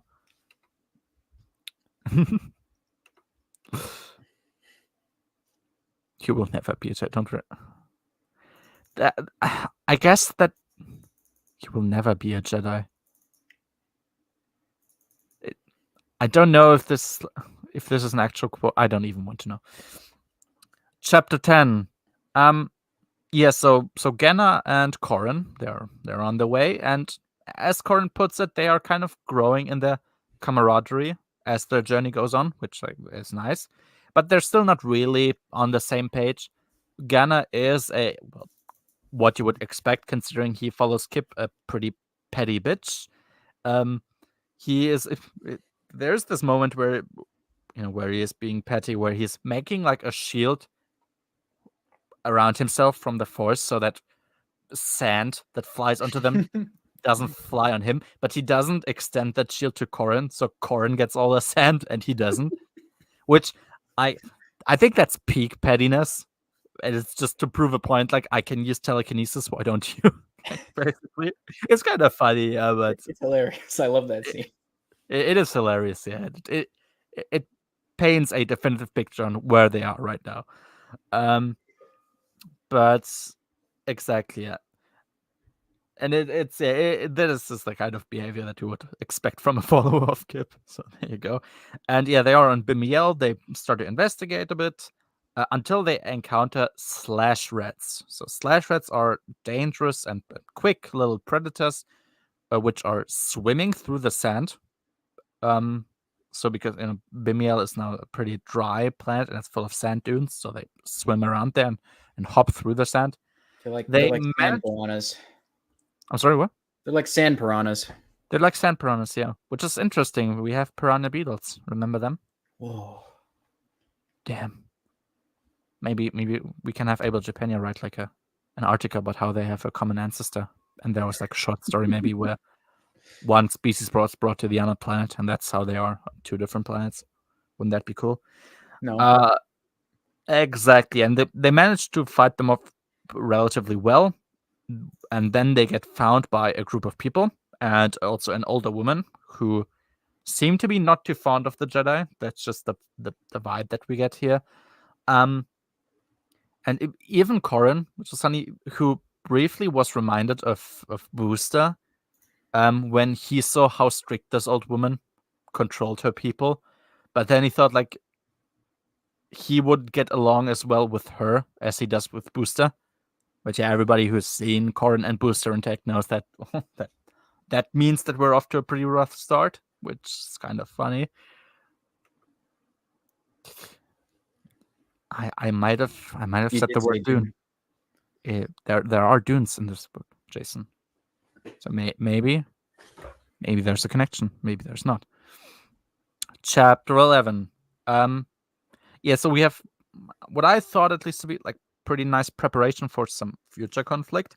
So on Balkadan, Jason is distressed to that he's not really feeling anything wrong with the place. So apparently Balkadan seems to have mostly reverted back to its former state. To him, he thinks that the place has to feel evil because he knows that the Vong are evil, and that his way of handling things just require a distinction into good and evil, which is kind of the same with Luke. It's pretty interesting. Yeah, still he thinks that maybe he can just dive deeper into the Force and find the Vong there. Like, when other species see in ways that he cannot. And maybe it's something similar here. So, some species, I don't know, see ultraviolet light, or I don't know, like they see on other spectrums, and maybe it's just the same thing here. We're looking through the Force like they're used to, and they just need to dig deeper. Also makes sense that he would consider that. And yeah, in a way, Danny's experiences pulled at his heartstrings a bit, and he wants to help her, like his parents and Luke used to help just others in general. He is like, I want to be there for her. Fuck this bitch. Selfish whore. How dare she intercept a romance that was destroyed already before that? I don't understand. So it's so arrogant of her to be a nice person that people would want to protect. How dare she? Yeah, but he recognizes the difficulty of his task, though, since with some like with Han, Luke, and Leia, the way they used to deal with things, there always was a kidnapper or an assassin, and if not, everything was about the population of a planet which wanted to kill some other species. Which is like, yeah, I guess that's the Bantam era. Like, yeah, either a kidnapping, an assassination plot, or some new place that wants to kill everybody. Like, hey, yeah, there's also super weapons. Don't forget super weapons. there is super weapons. That is fair. That's like, I don't know. You might have thought nothing of this, but it to me, with my decently biased way of reading. I was like, this sounds like Bantam era like explained in one sentence. But yeah, Luke urges them to land on the planet as naturally as possible, since the life on Balkadan may now correspond kind of with Vong biotech in a way they don't understand. And it might be like the moment they sense something out of the ordinary that the Vong would be alerted. Which is good. Jason considered it a good idea, but to him, it's like it's a very like human way, I guess he says, to look at it, and therefore it's not clear whether the Vong are even tied to the same general rules of life as they are. Like, well, yeah, it would make sense now. This place is of the enemy, so let's be careful. Is this the same way that the Vong even function as a species? And it's nice that we're always thinking even a step further. Like legitimate questions because we don't know anything about them yet. Yeah, like they are. We already know they don't play by our rules because, like, they don't use machines, but they're still capable of flying through space. They are literally not in the Force, so they are obviously special. Like, hey, they seem to be different than us. Maybe we should consider all possibilities. What could be wrong with them? Nice. Yeah, that's good. That's good. It is good to establish things that are actually interesting and to then bring them up later when it's appropriate. It's like this was planned out or something. Yeah. It's crazy, right? If you coordinate what you write, you can actually have setups and then payoffs. It's ingenious. Daniqui contributed more to NJO than Tenelka did in her entire EU existence. I fail to see how you would be wrong with that. Like Daniqui, I mean, in Onslaught we will see it later. Like, of course, she's not a main character. She is it seems to me, a reasonably important side character, but like, she gets to do things that are appropriate to her level of training and experience. Almost like this was planned out and they had like an idea for this character. Insane. But yeah, there you go. Yeah, and because of Mara's fight with Yeoman Carr, Luke provides both Jason and himself with protective glasses, because they don't know whether the venom that Yeoman Carr used could possibly blind them. It's like they're preparing for things. They're actually being like, hey, we don't know if something gets into our eyes, maybe like our eyes are just gonna like disintegrate, or like they're gonna destroy our brain or something. Like maybe like a few glasses. How about that? Could that work? Yeah. That's great. Because it's actually like whenever in the Bantam era there actually was a side character where I thought like, oh, he's like that's cool. He's interesting.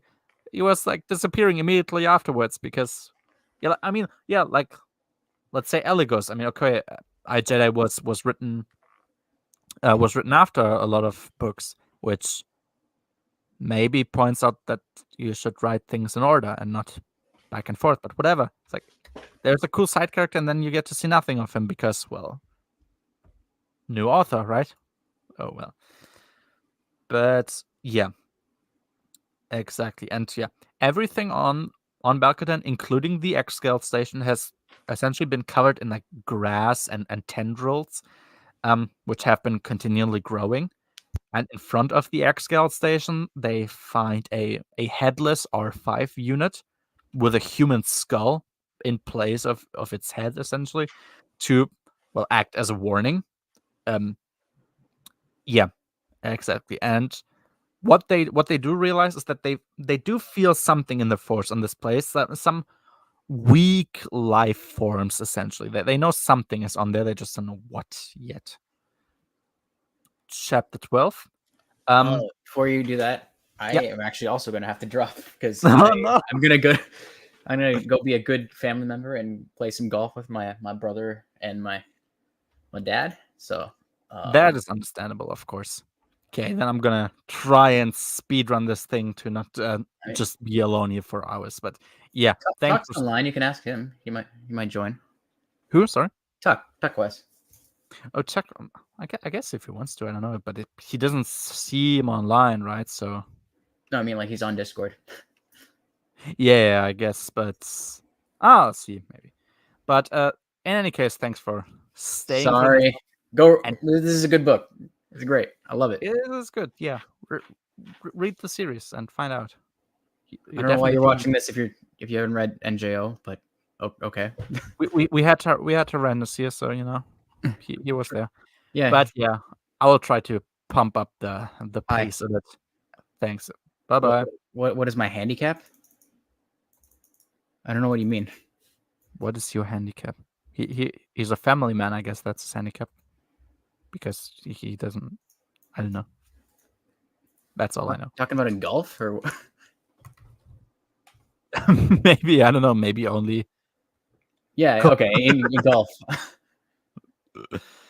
To be honest, I have no idea because I haven't played golf in 2 years. So we'll see. We'll see what happens. He'll figure it out as he goes on. Why not? So I guess have fun with your family. Oh well. Sorry, I didn't mean to be cringe. Yeah, imagine having a family. That's so cringe. It is very anti-Star Wars, I'd say. So true. It doesn't fit. Definitely not with the spirit of the Bantam era. Probably not with the Denningverse too. So how dare you, even? I needed to have that golf excuse to. Wait, what's exactly. But no, he's gonna fall asleep there. He won't even have the opportunity to escape. You just fall asleep. Chapter 1 and then just wake up at chapter 27 or something. Yeah, that might just happen. But no, Pico. Generally, thanks for staying for this long and have fun golfing a bit. Okay, bye. Bye bye. So let's get this over with. Chapter 12. Yeah, we have a bit, but I'll manage now. Yeah, I like how Anakin tries to he wants to make Mara's life on Dantooine very comfortable. He's putting up her tent, so she in a way so she gets to enjoy both dusk and dawn, or he wants to try and actually cook her a proper meal over a campfire, which is really sweet. Mara can tell Anakin wants to be out there and have an adventure and not have to take care of her. She also disapproves of him just using the Force to move around crates and to do other menial labor. She explains how Luke doesn't do that either. To not lose touch of to the subtle parts of the Force instead of just using it for these very obvious and brute these, how do I say this, these very basic things. He's trying to not lose touch with the deeper stuff. And yeah, what she says, if you always scream, you can't hear whispers anymore, which is a fitting metaphor in this sense. If you focus on the very obvious and outwards applications of the Force, let's say, moving things with telekinesis, you can eventually just lose sight of the smaller, more deeper things. Yeah. I don't even know how to say this. Anybody who thinks, and anybody being one writer for a Star Wars source book, anybody who thinks that anything uncouth has happened here between Mara and Anakin, not only is he a massive sexual weirdo, he probably also needs his hard drive checked.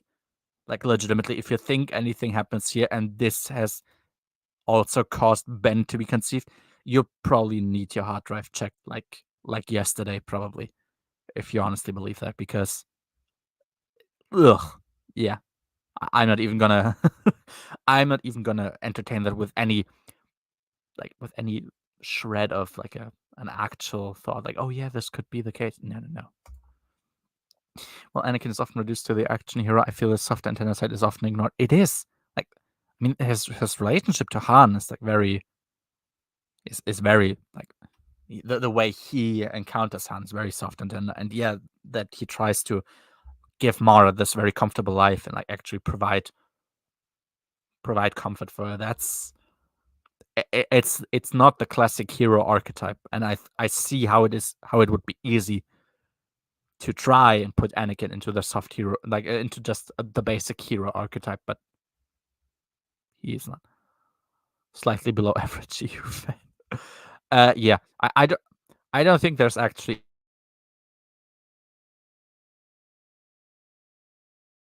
with a brain out there who genuinely thinks that.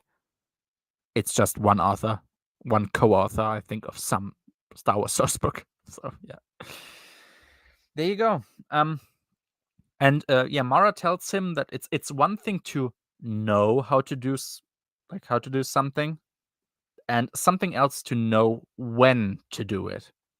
Like, yeah, because Anakin, of course, Anakin knows that he can move stuff with the Force. That's why he does it all the time. But is it the appropriate time and place to use the Force to just do something as normal and everyday as moving a crate?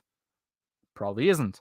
And I love how all the things that the Solo kids get to do directly tackles their issues and like their beliefs. And it's really smartly done. It doesn't feel forced. Like it's all of them are thrown into situations where naturally they have to deal with their weaknesses in some way, and that's good. Like that is, it's like being a smart author and bringing your characters to interesting places and making them do stuff that actually gets them to grow and not just be the same character all the time.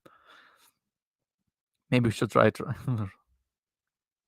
Yeah, it would be a good idea. I mean, like, family always is a priority, so don't feel bad. Yeah. Isn't it playing real golf? It's in the spirit of golf. It counts.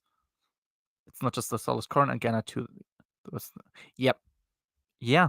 Like, it's not just random Jedi character that gets to move along with the with a character that you know already, Corran, and they're just doing things and they're unrelated. No. It is very deliberate that he was written in there, but it's also the things that happen and the way the characters change are very subtle and they're very natural. So that is actually fantastic.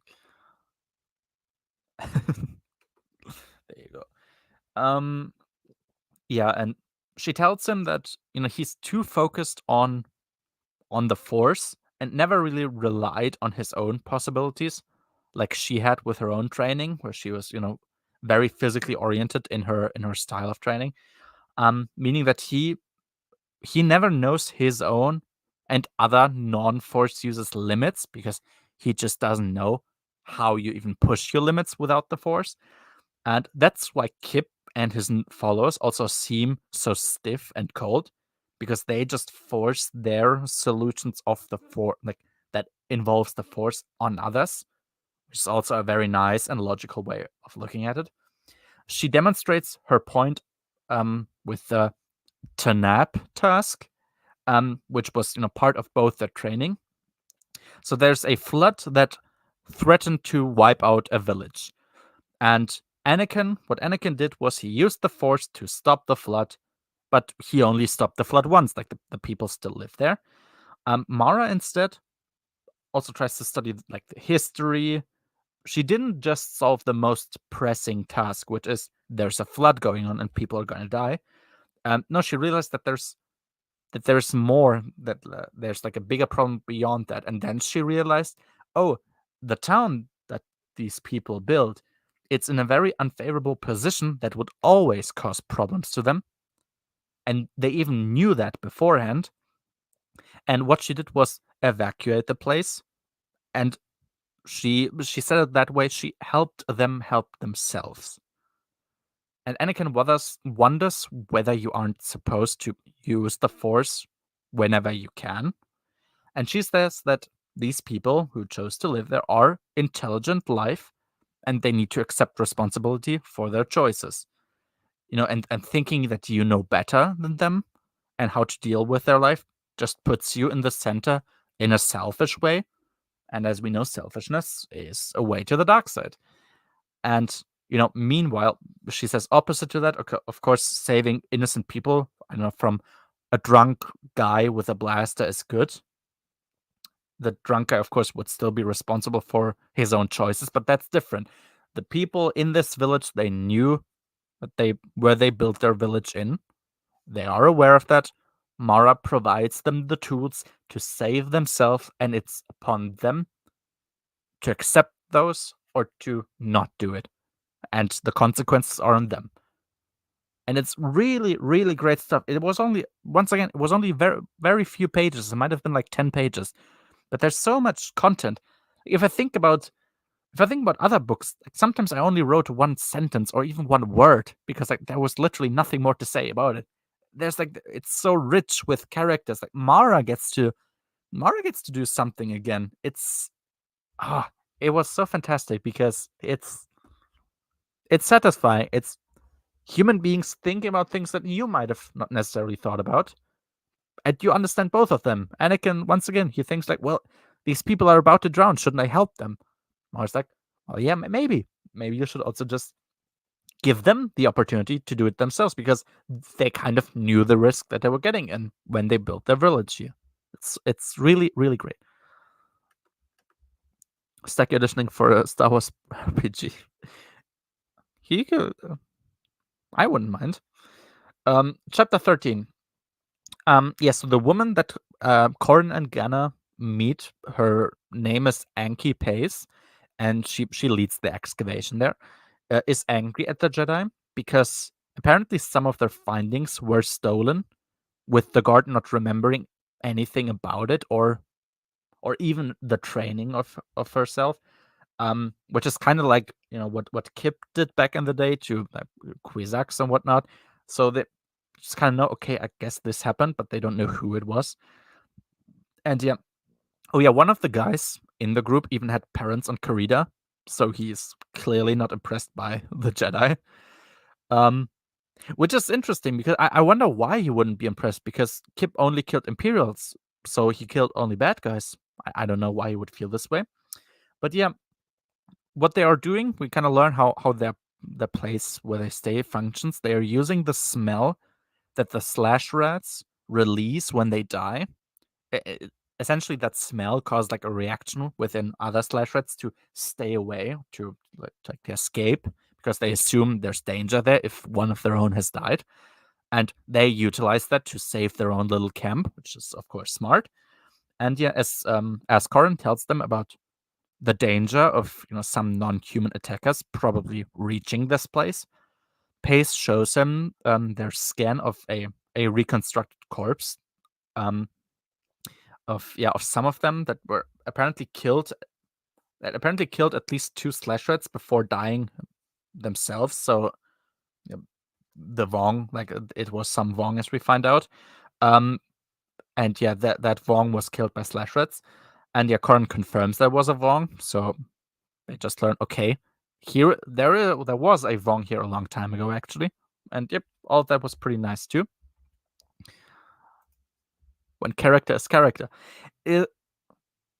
It's crazy how it doesn't seem to be self-evident that a character would be a character, because we feel the need to point it out whenever it happens. Yeah, exactly. But Anki here is a woman and not a man, I guess. Chapter 14. Yeah, so Jason and Luke decide that they will investigate. Luke wanted to actually leave Jason behind, but knows that without being sure if the Vong are there in the Exco station, he should probably just keep Jason with him, because that's where he will be most helpful to him. And they want to check out whether the communication tower that they found actually works first, so they can send back their reports to R2, and then he can automatically send them back if the connection to them is lost, or they just send the code to send the reports back, which is also a very good idea. Like, hey, regardless of what happens to us, maybe we should let people know what we're doing here, so they get an idea. Yeah, and what they find is they find slaves. They find slaves from other species with very weird, like, outgrowths on their bodies. Like, it looks kind of, I think, like the corals of the skips. And yeah, that the weird plants that are growing over everything on Balkadan seem to be of Vong nature. and yeah, it also seems to be that they're extracting all energy from the planet and into one place where it looks like skips are grown, essentially like fruits. But yeah, that's the way they seem to repopulate their skip arsenal. And yeah, they find another one that looks looks to be like a failed skip. They take samples of the soil to check whether it might be infertile. And it's like, yeah, I love this attention to detail. You're like, hey, this could be like possibly interesting in the future, possibly important in the future. Let's just take a sample of this for now and we'll see. Maybe nothing happens, but in case it happens, it's good that we did something. And yeah, I love how all these things are for now still emphasize Luke's understanding of this violence spreading that they do, like being part of their nature, just like those plants are. Like, yeah, it's just kind of like they are. The plants work the same way. It's nice. And they also seem to grow villips there. And Luke is kind of fascinated when he sees all these things, that they have so much to learn about them, which is nice. It also represents kind of how, the Force means that you have to kind of be a guardian of all life.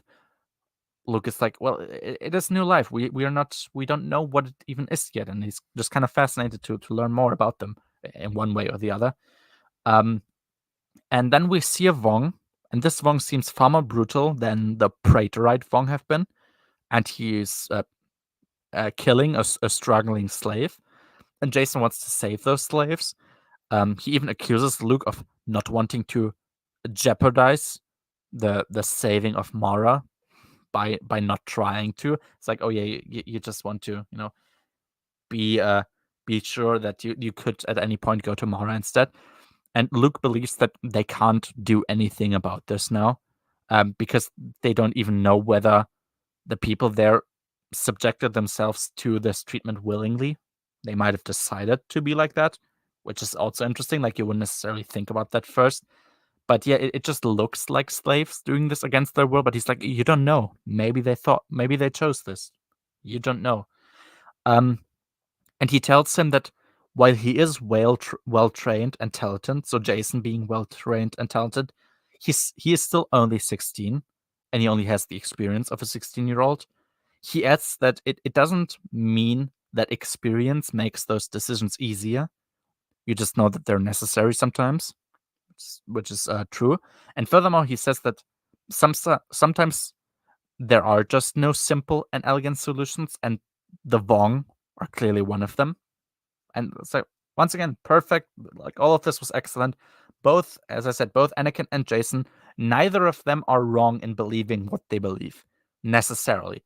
But they learn about the opposite side in very practical and non-forced ways. It's not a character just holding a speech to them and them realizing the fault in the race. No, they see something very practical, and then a character gives them info, like, hey, look at this. Like, this is because this, and this is how it challenges your thoughts.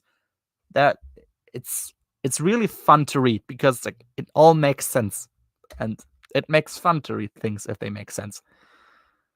Wanting to save slaves is the dark side, as we know, because Anakin Skywalker also wanted to save one slave, I guess. They were fuck off. Chapter 15. Yeah, and it's pretty nice to hear about Wedge, Tycho, Wes, Hobby, and Corran all having retired after the peace treaty with the Empire. It feels like an appropriate thing to do for them and their families, of course. Gavin, understandably, questions why precisely they go back to where the pirates were attacked instead of just protecting nearby New Republic worlds. So he's like, why should we go? So they decide to go back to where the pirates were attacked. It's like, there probably isn't anything there anymore. Why don't we go to planets to protect them in case a very likely attack is going to happen? But for now, he's just wondering. And yeah, now they use both their new tactics. So first of all, the quick fire of the X-Wing turrets that forces too much energy consumptions from the Dovin Bazals. And also what they're doing is they're expanding the field of I don't even know what it was called, like inertia compensation. Like, this feeling that you're not thrashed around if you do like a looping in your ship, like the thing that compensates that, because that nullifies the gravitational technology of the Vong. Of course, that it's what it's supposed to do. It's supposed to reduce the effects that gravity, or like all these things have on the pilot.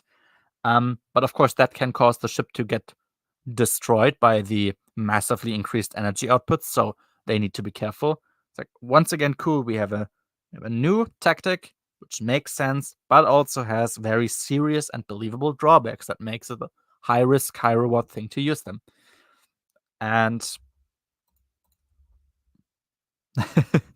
oh, I guess so. Yeah, that is very evil of him. That explains why he murdered children. Yeah, and so the Dovan Basals even can pull torpedoes and even entire X-wings into them to destroy them. And Gavin manages to use that to his advantage when he was caught by one. So what he does is he's emptying his entire torpedo magazine into the Dovan Basal. So it got significantly weaker because it had to absorb all the energy, and then accelerating into it to then use the velocity and move out of the core of gravity of the gravitational pull, which is interesting. Like, okay, yeah, you're kind of using it to your advantage as much as you can. And yeah, I love how he said that it was dumb to act like his enemies seemed to want him to. It's like Gavin is like, if the enemy tries to get me to act a certain way, it is very dumb to do that because, well, he is prepared for whatever you are gonna do then, and you are not. You don't know what you're doing. But yeah, and well, of course he didn't even know what the enemy's plan was. So it's like, it's very dangerous to do that. It's like, yeah, he is clearly intelligent by not just assuming that the opposite guy is an idiot, which is crazy to do, right? And yeah, exactly. So yeah, he just fought against someone, and that happened. Yep. And then the thing is that she wished to save the slaves as an initial motivation. Well, I don't know about KOTOR, so I guess. Oh yeah, this wasn't the full message anyway, but yeah. So yeah, there you go. Oh yeah, but never actually went and tried to save them, saying she wasn't powerful enough yet to go and save them. Right, so I see, the thing is, the only time I saw slaving slaves as a dark side motivation was in KOTOR, while the Twilight Sith and the thing is that she wished to save the slaves as an initial motivation, but never actually went and tried to save them, saying she wasn't powerful enough yet to go and save them.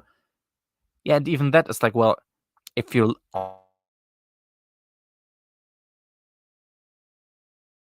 literally aren't strong enough to do it, like, yeah, that's the thing. And it's even the Sith who did it. Interesting, yeah. So, chapter 16. Yeah, Lando. Lando's being pretty defeatist about everything, which surprises Leia and also kind of saddens her, considering he always, like, just with problems, he always finds a way out usually, and here he just seems to kind of give up. And Jaina finally gets more character, which is interesting. She's understandably being a bit miffed about having to step up and get out of both her mom's and also her dad's massive shadow. That's why she actually loves being a Jedi, because it gives her something that neither of them ever really were, which also makes sense. Danny even gives her some tips, understanding that she has a desire to be her own person, but telling her that trying to just be the opposite of someone can backfire greatly, and that her mom has great qualities that she definitely would want to inherit, and Jaina sees some of those in herself and agrees with Danny. And yeah, they then meet a bunch of people in need, which Danny feels without any limits or control, and they go away again. So yeah, like, she has no filter. That's kind of what Danny, because Danny is force sensitive. She kind of has no filters, so that's it's tough for her to just accept those feelings because she can't shut them out or something like other people can. But yeah, there you go. It's like, great. Jaina could have more characteristics than just tinkering and having unhealthy relationships to men. That was kind of nice. Like, yeah, very believable thing for a teenager to worry about. Like, I have these two very, very great and popular and beloved parents, and I'm now the new one who has to try and be something other than that, and like be different in a way, and not just be the daughter of Han and Leia. So that makes sense. Yeah.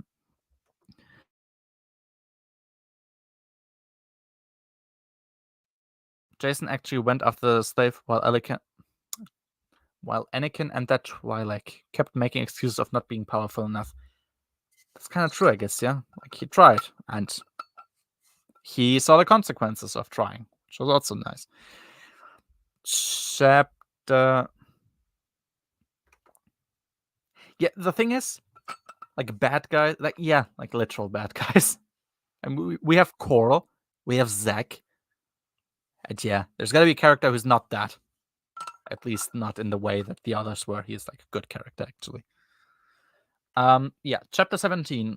Corran and Genna, they depend on the Force to detect the slash rats, which makes them seem dumb in front of the students who wonder why they just don't use the tech for that. And Corran appreciates that because like if they think they're dumb for doing like something menial with the Force instead of just with technology, it means that they might seem foolish to them rather than dangerous because he felt that the others were on edge, and it's like if they think we do bad decisions, then maybe they also don't think we're as dangerous as they did before. And that's kind of funny because it's an interesting thing to worry about here, to not seem as hostile. Yeah, and we're gonna see how based actually in his literal very first appearance, which is also funny. And yeah, Genna, he has a romance with Trista, and that also kind of helps because men who like her are now not that confrontational to him anymore, to not upset her. And yeah, the women are silent too, and higher ups like Pace think okay, this means that he's also just a human who could, in theory, I guess, be manipulated, and it therefore makes him more approachable.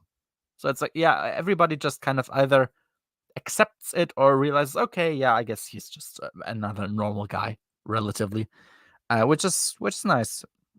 Yeah, so the two of them, they find a pretty bizarre looking village that the slash rats seem to be avoiding.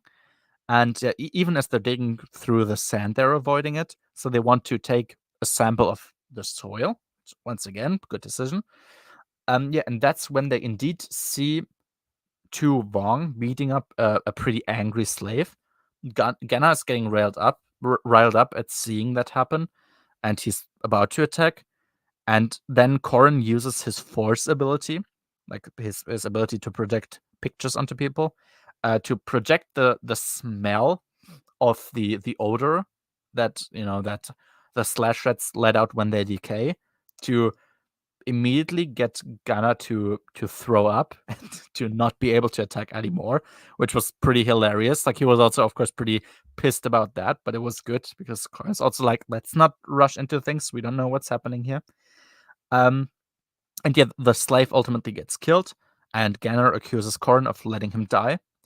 And Corran agrees, saying that they don't know how many Vong are actually in the village, and he would have jeopardized the security of everyone if he just attacked randomly, which is understandable and also correct. Makes sense.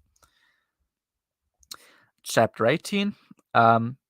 Jason has what he thinks is a vision of himself liberating the slaves from the Vong. He tries to do it, but very quickly gets his ass handed to him and realizes that it wasn't a vision, but actually just a nightmare. And that was pretty crazy, actually. Jason very quickly realizes what Luke, had before. Visions are BS, and they mostly turn into like self-fulfilling prophecies if you try to act against them. I was like, yeah, I can't wait to see how Jason learns from that experience and acts accordingly throughout his life. Because that just seemed like the logical step from this. Like, oh yeah, I'm just gonna have self-fulfilling prophecies if I try to not get a vision to play out the way I don't want it to. I may get radon. That might happen. Come back and stream Pika. Or you can golf in the rain. I mean, golfing in the rain sounds, I don't know. It could be funny, I guess. Maybe the golf ball's gonna get stuck in the. No, wait. Yeah, maybe if there's sand, can get stuck in there. That's gonna be funny. Oh well. Yeah, maybe by the time you arrive there, you realize you can't play and you return. I might still be online. Who knows? We'll see what happens. Yeah, exactly. Just have at it. Try it. Yeah. So that was it. Jason had a vision and quickly realized that visions are bullshit. Crazy. Chapter 19.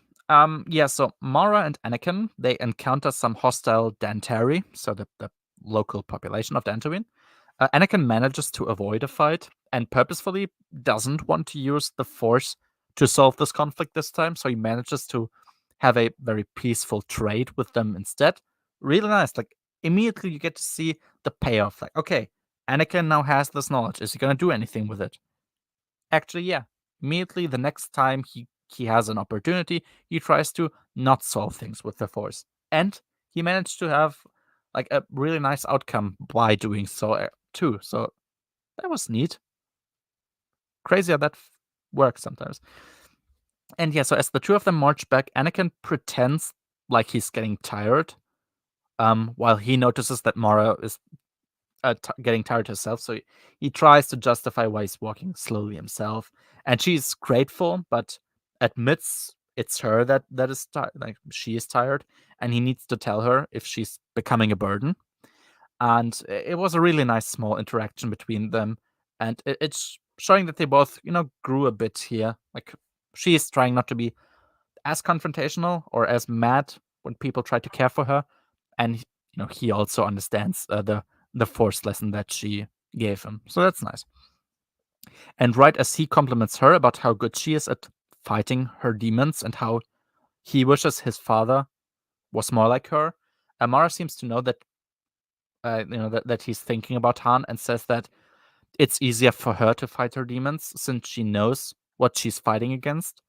And Anakin accepts that Han isn't actually in a fight with him, but the guilt that he took upon himself, which was also really nice. Exactly, because Mara had hardships, but the enemy was pretty clear in that sense. And what Han is fighting against it's not corporeal. It's not a thing you can grasp. It's not Anakin, definitely not. It's something that he chose to accept and that he's now dealing with. And it's nice that Anakin understands, okay, my dad is just going through a tough time right now, and there's nothing to change about that, really. You could say that Mara's being really nuanced, yeah, because she has like character things that she does. Chapter 20. So the situation looks grim, with Dubrillion being evacuated of, well, the most promising people kind of first. Families are being ripped apart. Crefe knows that he has no chance but to accept that not everyone will survive the trip to Agamar that they're going to take. Then Leia actually gets a bit angry at Gavin for not including Jaina in Rogue Squadron, even though she very clearly has a desire to do so. And she even outperformed anyone else. She appreciates him wanting to protect her, and she points out how he was her age actually when he joined Rogue Squadron, which ultimately gets Jaina her spot in Rogue Squadron, which is pretty cool. And also, it's also kind of a nice arc of Leia. And yeah, same when she tells Gavin to tell her the news instead of her doing it. She's like, I know Leia knows that Jaina loves her, and Jaina does, obviously, but of course it's a special moment to her and would be more meaningful if the captain of Rogue Squadron told her than if her mom told her. So she's like, no, you break the news to her. And that was very nice of her. And yeah, during the battle where Rogue Squadron and the Brilliance pilots defend the refugees, so the Vong attack, Jaina realizes that the plasma projectiles by the skips are actually absorbed by the Vong's warship, like the warship of the Vong. It has Dovin basals, of course, that pull in enemy projectiles, but of course they also pull in their own projectiles, and it not only depletes its energy but also protects her if she flies correctly and utilizes it to her advantage, which is really cool. And it makes once again the Vong tech be very clearly strong, but not OP, not necessarily unfairly so. There is a very clear drawback. I mean, they can harm themselves very easily with their own tech, which is but that's pretty cool. And yes, she also finds out that the Dovin basals of the skips protect its tip essentially until the very last second before it shoots out plasma charges. So the moment that skips shoots something, the Dovin basals like kind of go out quickly. So she manages to time her shots correctly and destroy one of them by utilizing this. Also, once again, really neat. It's cool and believable. And yeah, as I said, it makes the Vong, while still a massive threat, seem beatable in a way. And the heroes also seem much smarter in that way because they are constantly coming up with new solutions. And yeah, because their escape vector is blocked at the end, the last ships, including the Rel Roost, so the ship with Leia and Crefe, they fly to Dantooine instead of Argomar. So of course we know that that's gonna somehow cause trouble. Chapter 21. Jason can't actually believe how gullible he was to trust his false vision and how he should be better than this, but ultimately realizes what Luke meant. No matter the training, he just lacks the experience to fully understand what he's trying to do, and just blindly following a supposed vision is not a good idea, which is very good that Jason has learned that lesson now. I wonder how that's going to influence him in the future. And yeah, so he's caught. He's restrained, and there's a weird insect that tries to plant the weird corals into him, so the same one as the slaves had. But ultimately, Luke saves them before that can happen. And yeah, the slaves they are gone already, so they want to give all their data to R2 now, and will leave for Dantooine. And yeah, I like how tired Luke was after his intense battle with Samvong, showing realistically how exhausting it can be to use the Force, because essentially he was like in super Force user badass mode, and it depleted his energy very quickly, which is nice.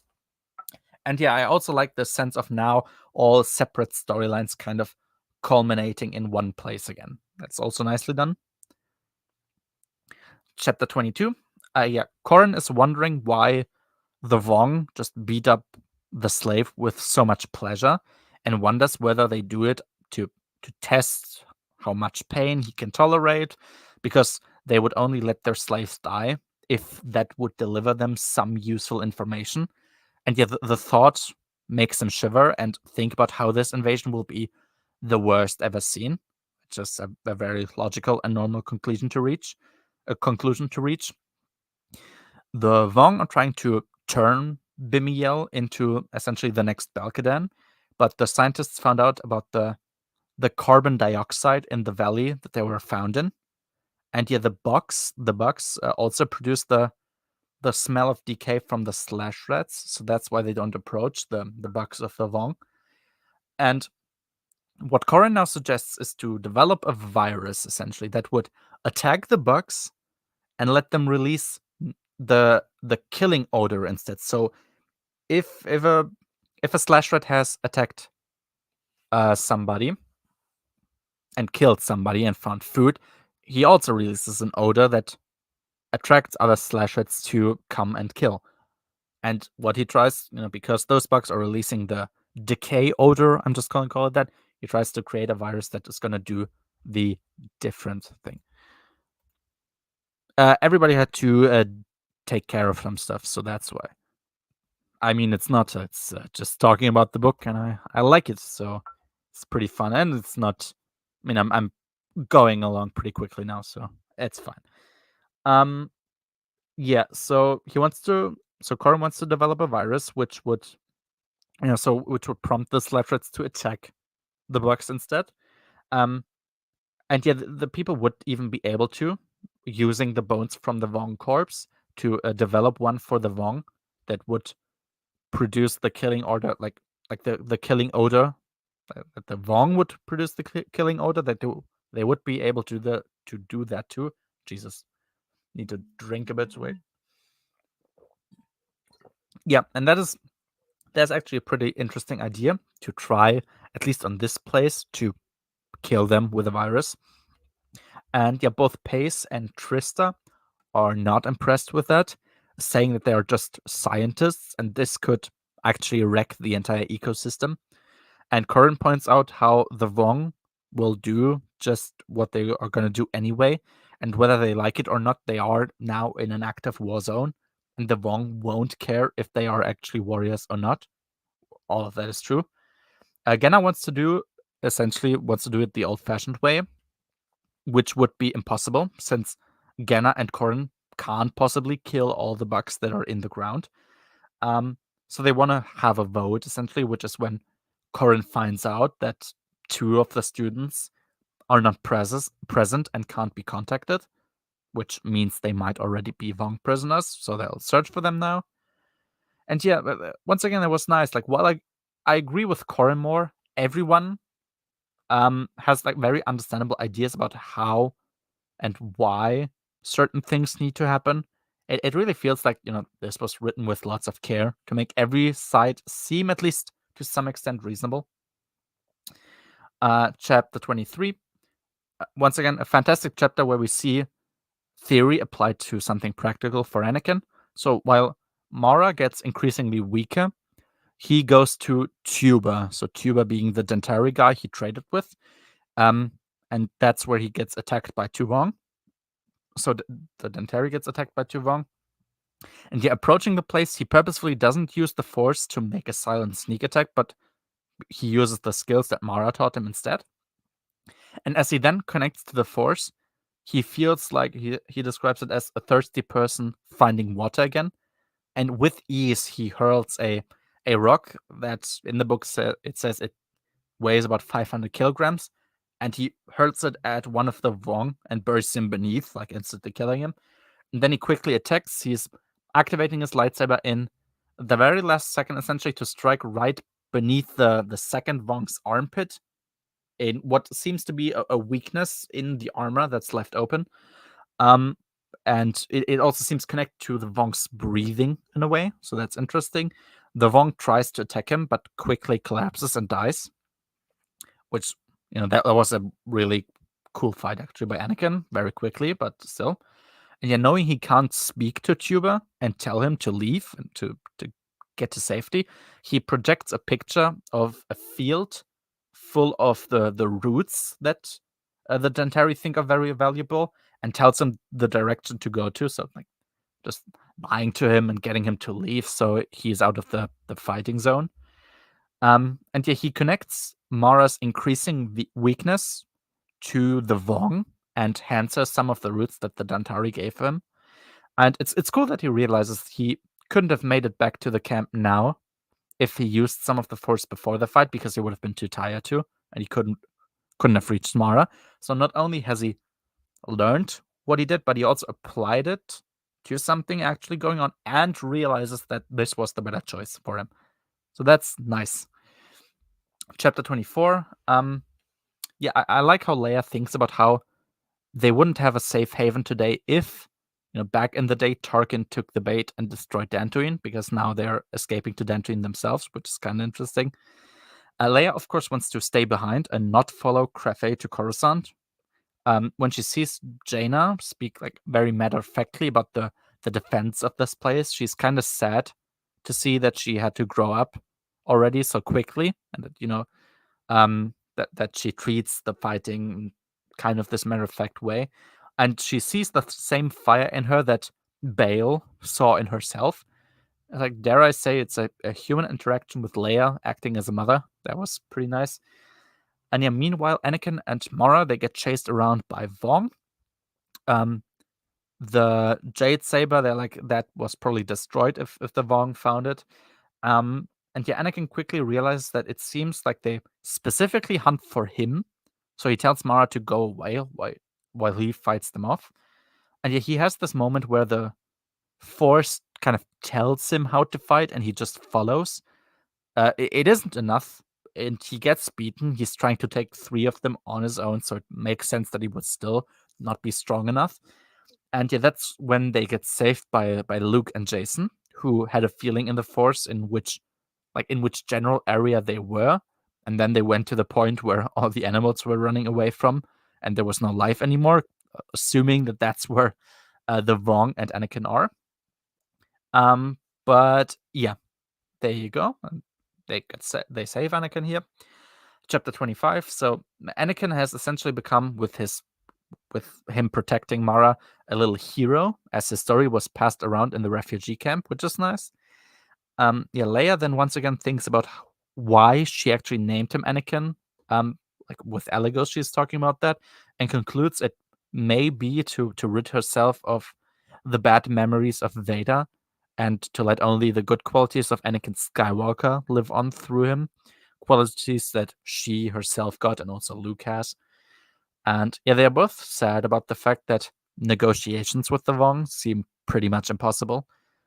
Elegos is even ready to use a turret to defend the place, being ready to create the Memni, so the memories that he can't forget, since death here, he recognizes, is going to be inevitable.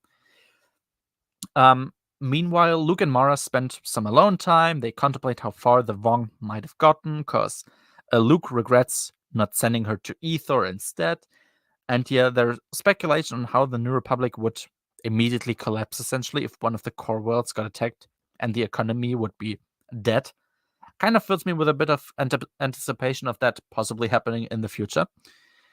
Mara seems to have gotten what's wrong with her now. How the Force, which you draw your strength from, is the key to her getting better, and that all the time being pampered by Anakin and not having to fight was what actually deteriorated her health, which kind of makes sense to me. Yeah, she tells him that she might have felt physically tired while being chased around, but felt alive like never before in the Force. So that's kind of a pointer to her like being correct.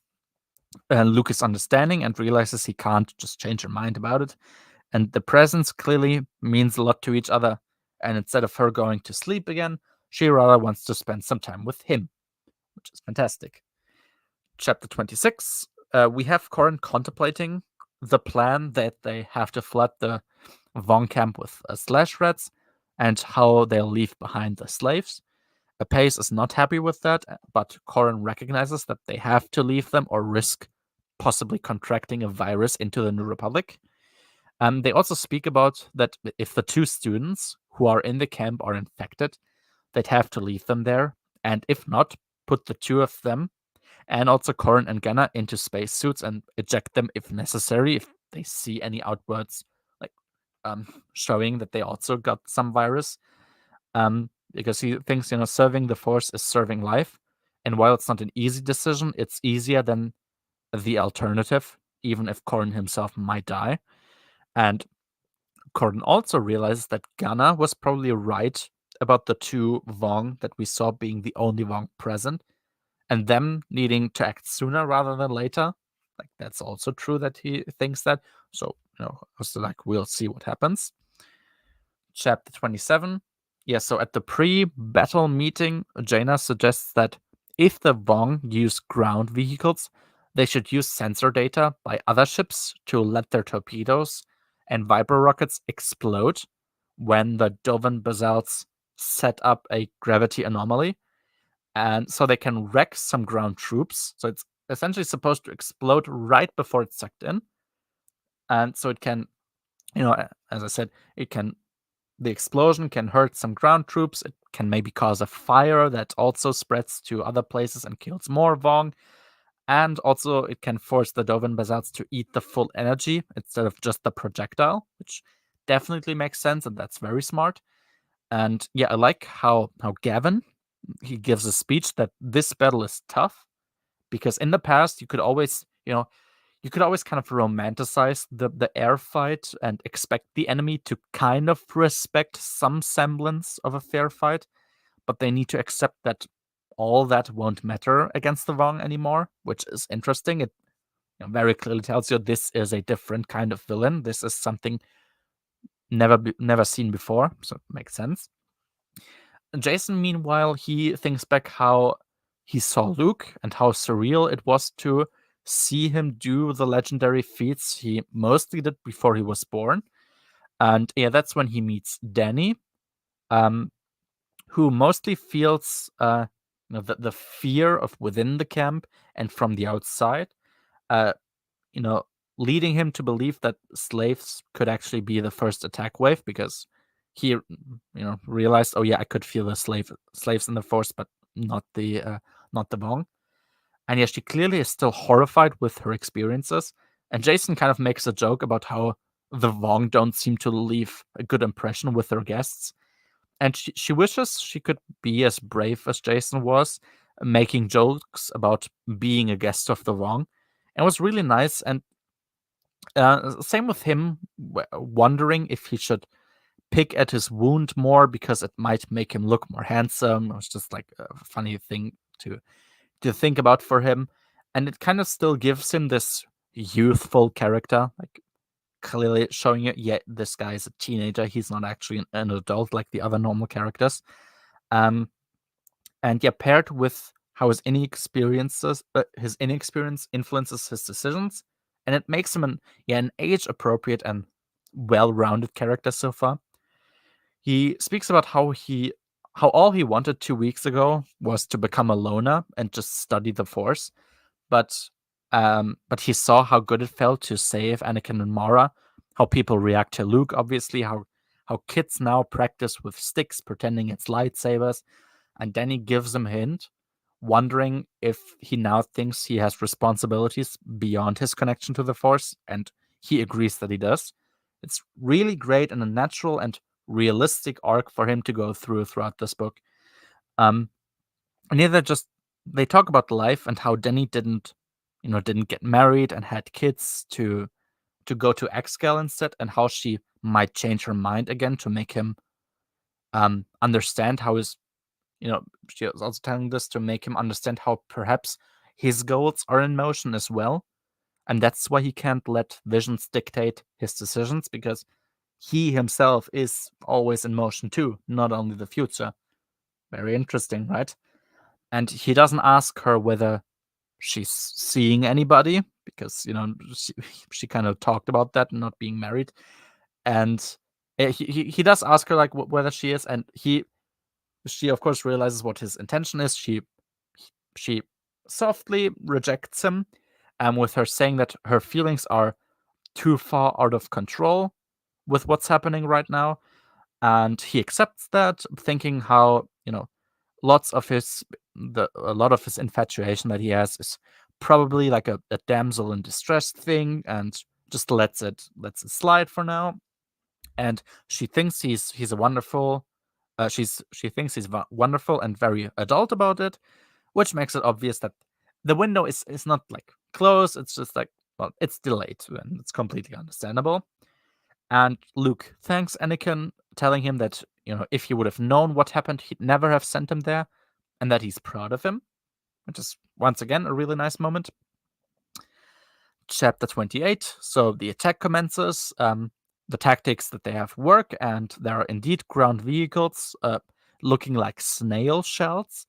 So yeah, exactly. But the bigger vehicles are still making problems and will have to be taken care of quickly.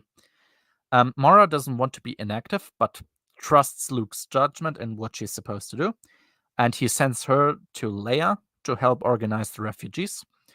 There, Mara, once she feels nothing in the Force but sees movement in one of the tents, finds out that Vong have snuck into the camp, killed some refugees, and then used Uglith masks to look like them. Exactly. And yeah, now as Mara is about to engage them, Leia wonders whether to help her, because she can't leave her alone, or go to the refugees and check on them, because all of them could possibly be a Vong now. Chapter 29. So Corran and Gennan, they now want to raid the Vong camp, and one of the scientists sends out a probe droid to lure the two Vong out while the two of them attack. They find the two scientists in the same situation like Jason was before, and to try and release them seems to just tighten their restraints. And while more pain releases them, since they're supposed to keep them at a consistent level of pain, and Corin wants to make them feel like they're in pain, so they can release them without actually bringing them pain. But the level of pain that they need is something the brain usually forgets. So it's like, if we broke a bone, we know that hurt, but after some time, after that pain has passed, we forget how painful it actually was. So Corin, who wants to project pain onto them, can't actually just project that much pain, because the pain that he had in the past he has forgotten about. So what he does is he wants to use his talents at energy absorption to hold his arm against Ganna's lightsaber so much, like as much as possible, and project that pain that he's now freshly experiencing onto the two students to release them from the restraints. And he manages, not without severe burn marks, of course, and out of a refusal to have Ganna see him weak, pulls himself together after Ganna seems worried. And that's when the two Vong return. Once again, that whole sequence was very nice. It showed you, of course, all of Corin's experiences and his powers, and it's put something into Star Wars that is very real. Of course, like if you seriously hurt yourself, you remember that you hurt, but of course you don't really have that feeling in your mind. You don't have it in your memory. You know that it happened, but you don't know how much it actually hurt. And so that he had to do that to then project that pain onto them. That was actually very interesting and a very cool way of solving that problem. It was a very intense chapter, yeah. Yep, very much so. Corin is not a Gary Stu. He's just a pretty sharp character. Usually he's just a normal sharp character, but that was pretty smart. Yeah, it was badass. Yeah. Exactly. So that was that chapter 30. Leia and Mara, with the help of Balpur, so a Nokri, who sacrifices himself, kill the three Vong, and separate while staying in contact to look for more. And Luke's little prelude about how space fights are perceived as like nobler and less dirty, since the enemies are encapsulated in a machine, is really nice. You really get that despair of war, where it's literally just about going up to people and killing as much of them as possible, which is like the reality of ground warfare. In a much more, it's much more personal than aircraft, where you're just shooting down a TIE fighter, right? You're not killing anybody. That's kind of the way that you can easily make yourself believe it to be. Of course, it's not true, but yeah, it makes sense for Luke to point that out, that just going up to somebody and killing him, like, while looking in his face, that's quite different. And Jason and Anakin, they're also on the ground, killing essentially as many enemies as possible, and even getting help from Eligos, who helps here, as his fire was not useful against the vehicles. And he expresses joy that at least the foot soldiers have no Dovin basals, that he can at least attack them. To which Anakin counters that the one strike would be enough, and everyone behind them would be pulled into the black hole of a Dovin basal from a vehicle. And that thought seems to give Luke some idea, so we'll have to see what it is. Kinda, yeah. I mean, I haven't read the book, but I kind of know about that. And yeah, I mean, exactly. It's if you think about like aircraft pilots, like Manfred von Richthofen, Red Baron, he's a very romanticized figure, because he even got the honors of being buried with full military honors by, I think, the British, because like airfight is perceived a bit more noble and I guess classy in a way, but because you're, of course, you're shooting to kill people, but you're not doing it in this very upfront personal way as you would do as a as a normal foot soldier. It's very different, and it makes sense for also Star Wars characters, of course, to realize this, especially if it's about, well, a light and dark side of the Force. Like, yeah, this is a quite heavy thing to put yourself through, to just go up into somebody's face, because yeah, if you shoot somebody down, you might realize that, oh yeah, I've killed somebody, but it's not the same. It's not necessarily. It's a very distinct thing. Chapter 31. So Corran, he valiantly offers Gunnar to run away with the two students, since he can move them with telekinesis. And Trista arrives with the killing order while Corran stays behind. He manages to kill the younger Vong by just extending his lightsaber, so we know that he can. I don't actually remember exactly what the name of that kind of lightsaber was, like phasing, whatever. Like, we know from it in iJedi that Corran built such a lightsaber, and by extending the lightsaber into his enemy's skull, he kills him like that.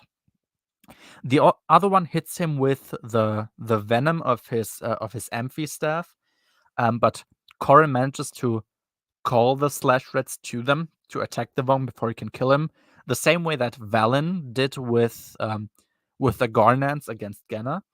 And yeah, in his last moment, he thinks about his family, but then he gets saved by Genna ultimately, and very nice. And yeah, I was like, I like the idea of now Corran and Genna gaining a lot more respect for each other, especially Genna for Corran, by seeing him not only manage to kill them, but also to sacrifice himself to save others and not care so much about his own life.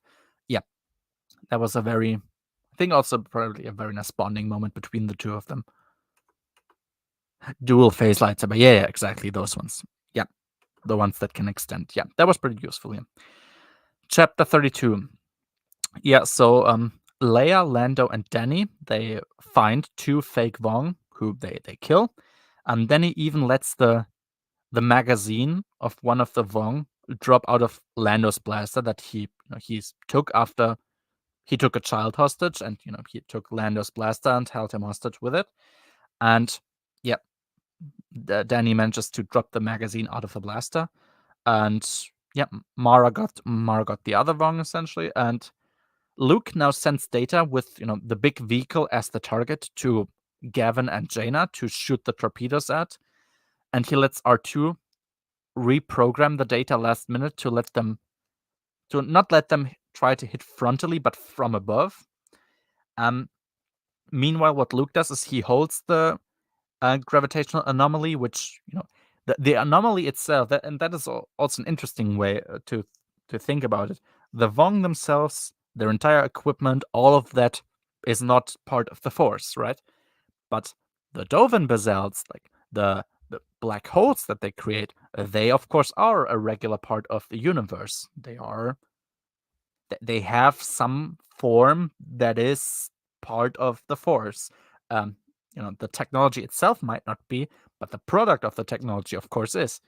And he manages to hold the anomaly, which he managed to feel for so long until the Dovin Bazals try to catch the torpedoes above, and then press them down with the Force so that the vehicle gets essentially sucked into its own anomalies, and the torpedoes detonate and kill a bunch of Vong, which is a really great strategy here, and it also completely knocks out Luke, so it's a fair trade-off for the battle. Of course, if he were to just stand on the ground and try that, he would probably then be killed by a Vong.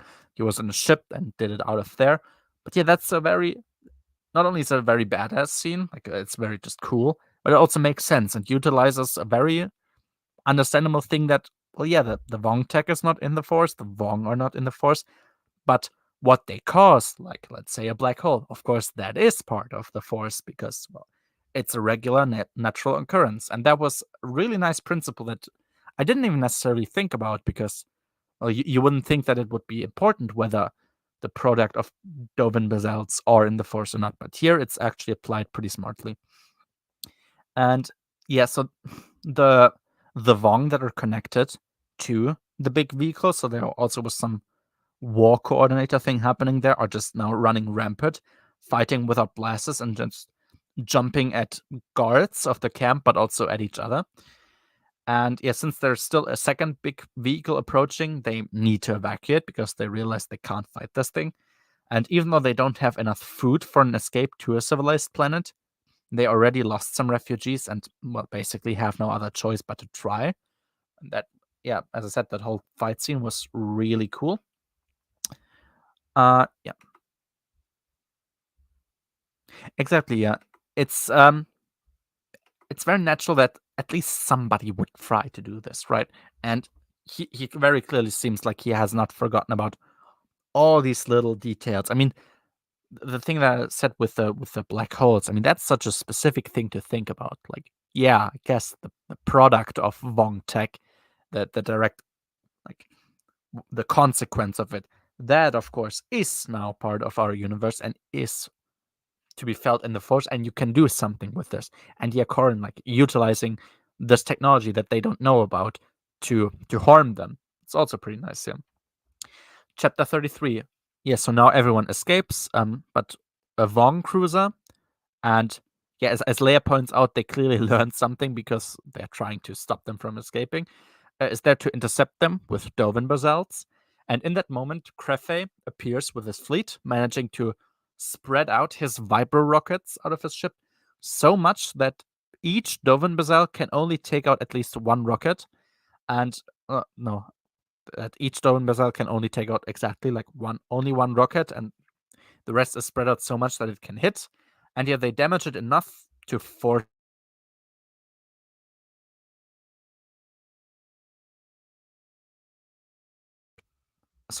they can now return to Coruscant and have Alagos give his report to the Senate. And yeah, I was like, good, I want to see what the consequences are now. They, of course, should be obvious, like, things are evidently still going on here. And yeah, same with, Corrin and Genna, and who rescued the scientists. All of them, of course, have plenty of things to say in their favor. Chapter 34. Yeah, so the entire crew reports back to Phalia and his cabal. I love actually how Gavin thinks about Azir Zalia here, so the Bothan that he had a thing with in the Rogue Squadron books, saying, Borsk still has business with him that he'll deal with right now. Like, I've waited a long time for this, and now you're gonna get payback. And yeah, they found out because the guy they got to Dantooine from Agama. So they managed to get somebody to Agama, from Agama, to go to Dantooine and help them, so help Crefei. He was suspiciously, no, sorry. There was a guy who was supposed to go to Dantooine from Agama, and he was suspiciously ordered on a new patrol route that led him away from all planets that had Vong involvement. And they found out about how the other ones, with certain prices going up and recruits from planets are mysteriously going down, despite them suppressing news about this. And it was really nice, like, oh, you slowly realize that parts of the military are like actually getting fed Force information now too. Well, if you remember from Vector Prime, there are senators who are running some smuggling business or are involved with some smuggling business.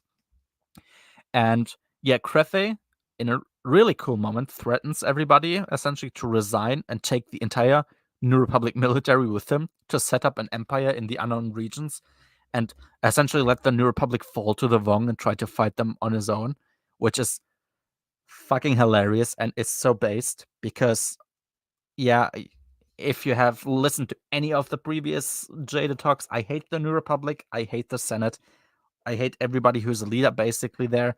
All of them are incompetent, they're petty, they're arrogant, they just beg to be destroyed. And a character telling them, like, okay, you know what? You want to interfere with our business? Well, I'll take everybody and go, and you can look how you're going to defend yourselves with your petty bullshit.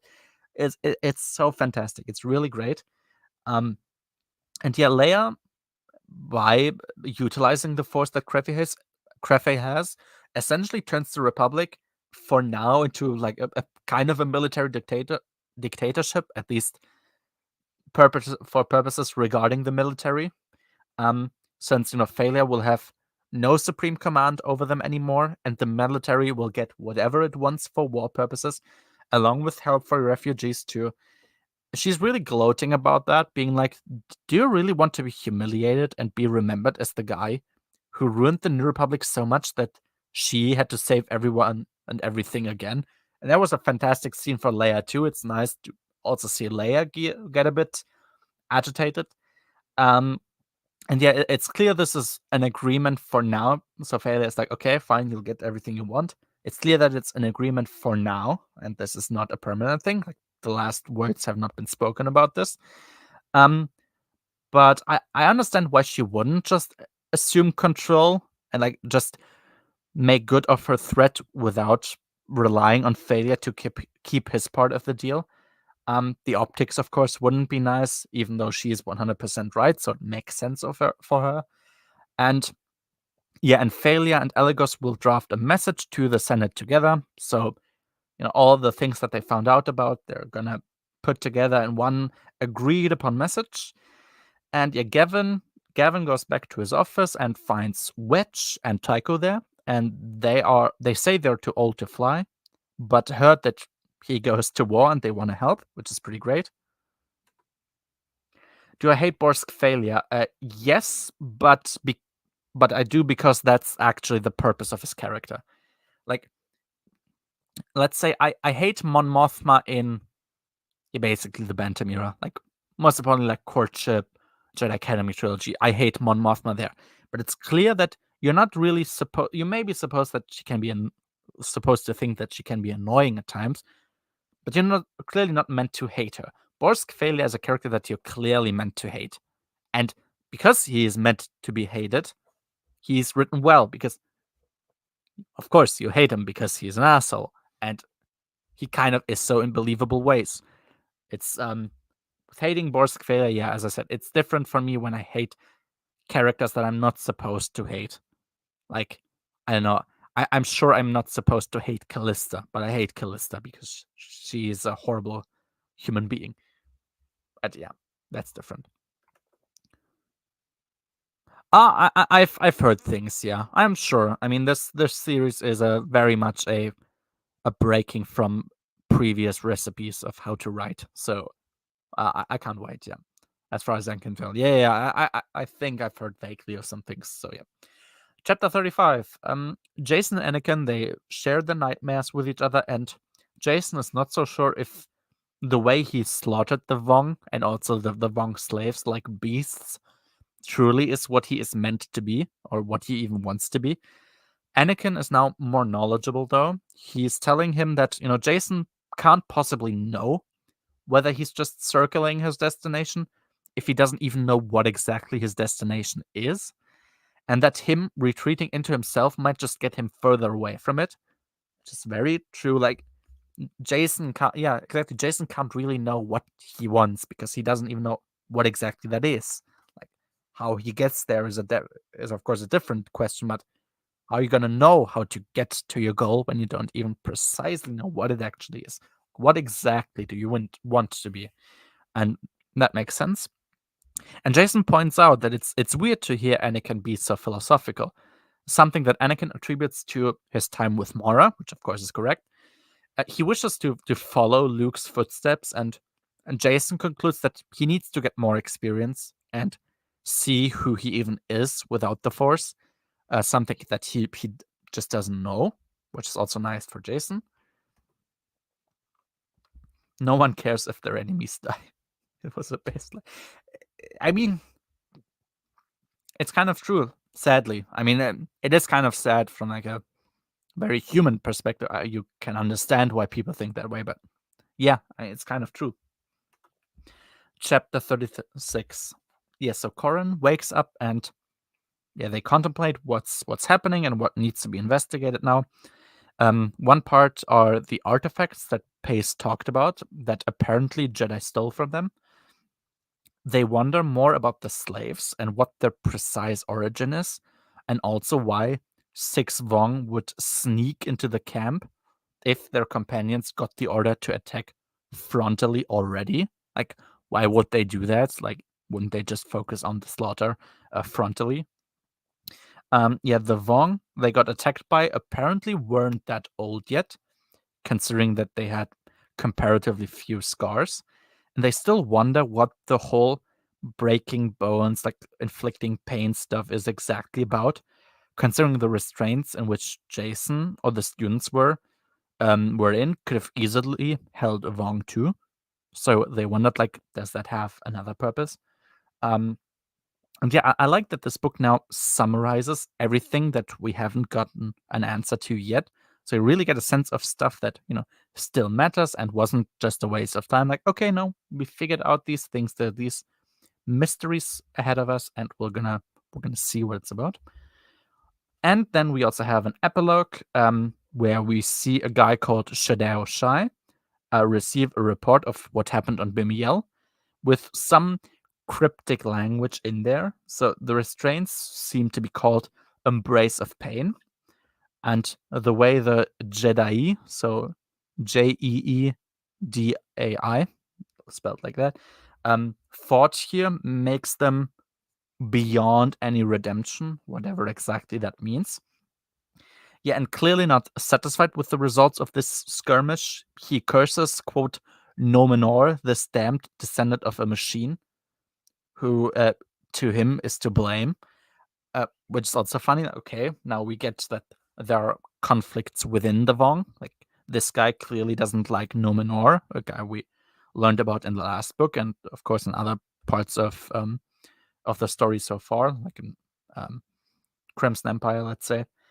Yeah, and it seems that the corpse that the scientists found on Bimiel, Shadao, and the two Vong that were killed on Bimiel are all part of a family. They tried to find his corpse first, but they had to use old data from the gravity field and wouldn't have found it in time. So essentially, the data that they have on Bimiel is old. That's why they didn't manage to find their ancestor. And so Corin and also the scientists, I guess, found them first. And yeah, and it seems that the Vong use revolutions as a time measurement. I guess kind of like the French did for a while, post revolution. Like, oh yeah, this is the year of the revolution or something. Yeah, so we know, okay, some revolution thing is going on, and I guess their year is a revolution, whatever that exactly that's going to mean. And Shadow vows to find Corin, who he thinks is still alive, because they left all the dead behind. Of course, they didn't really have a choice in that matter, which is something he should be aware of. And he vows to also kill him. And yeah, all of this is cryptic enough where, of course, I can't wait to know what's going to happen next. And that is Onslaught. This is a pretty fantastic book that curbstorms basically every book I've read so far with laughable ease, which is kind of sad. It shouldn't be this easy, but here we are. And yeah, to imagine we could have had this quality consistently is really sad, because like, wait, why didn't we have this, but just always? Like, why did we have all the things before and all the things afterwards? But yeah, it at least makes me happy to have read this now, and yet this does deserve a round of applause. This book, this is pretty fantastic. And yeah, I said this book is at least a 9 out of 10. Yeah, I'm always careful, I guess, with 10 out of 10, but yeah, if I think about it, there's barely anything I can really seriously criticize about this book. There's like, I guess, minor little things that really don't matter at all, but this book is very lean.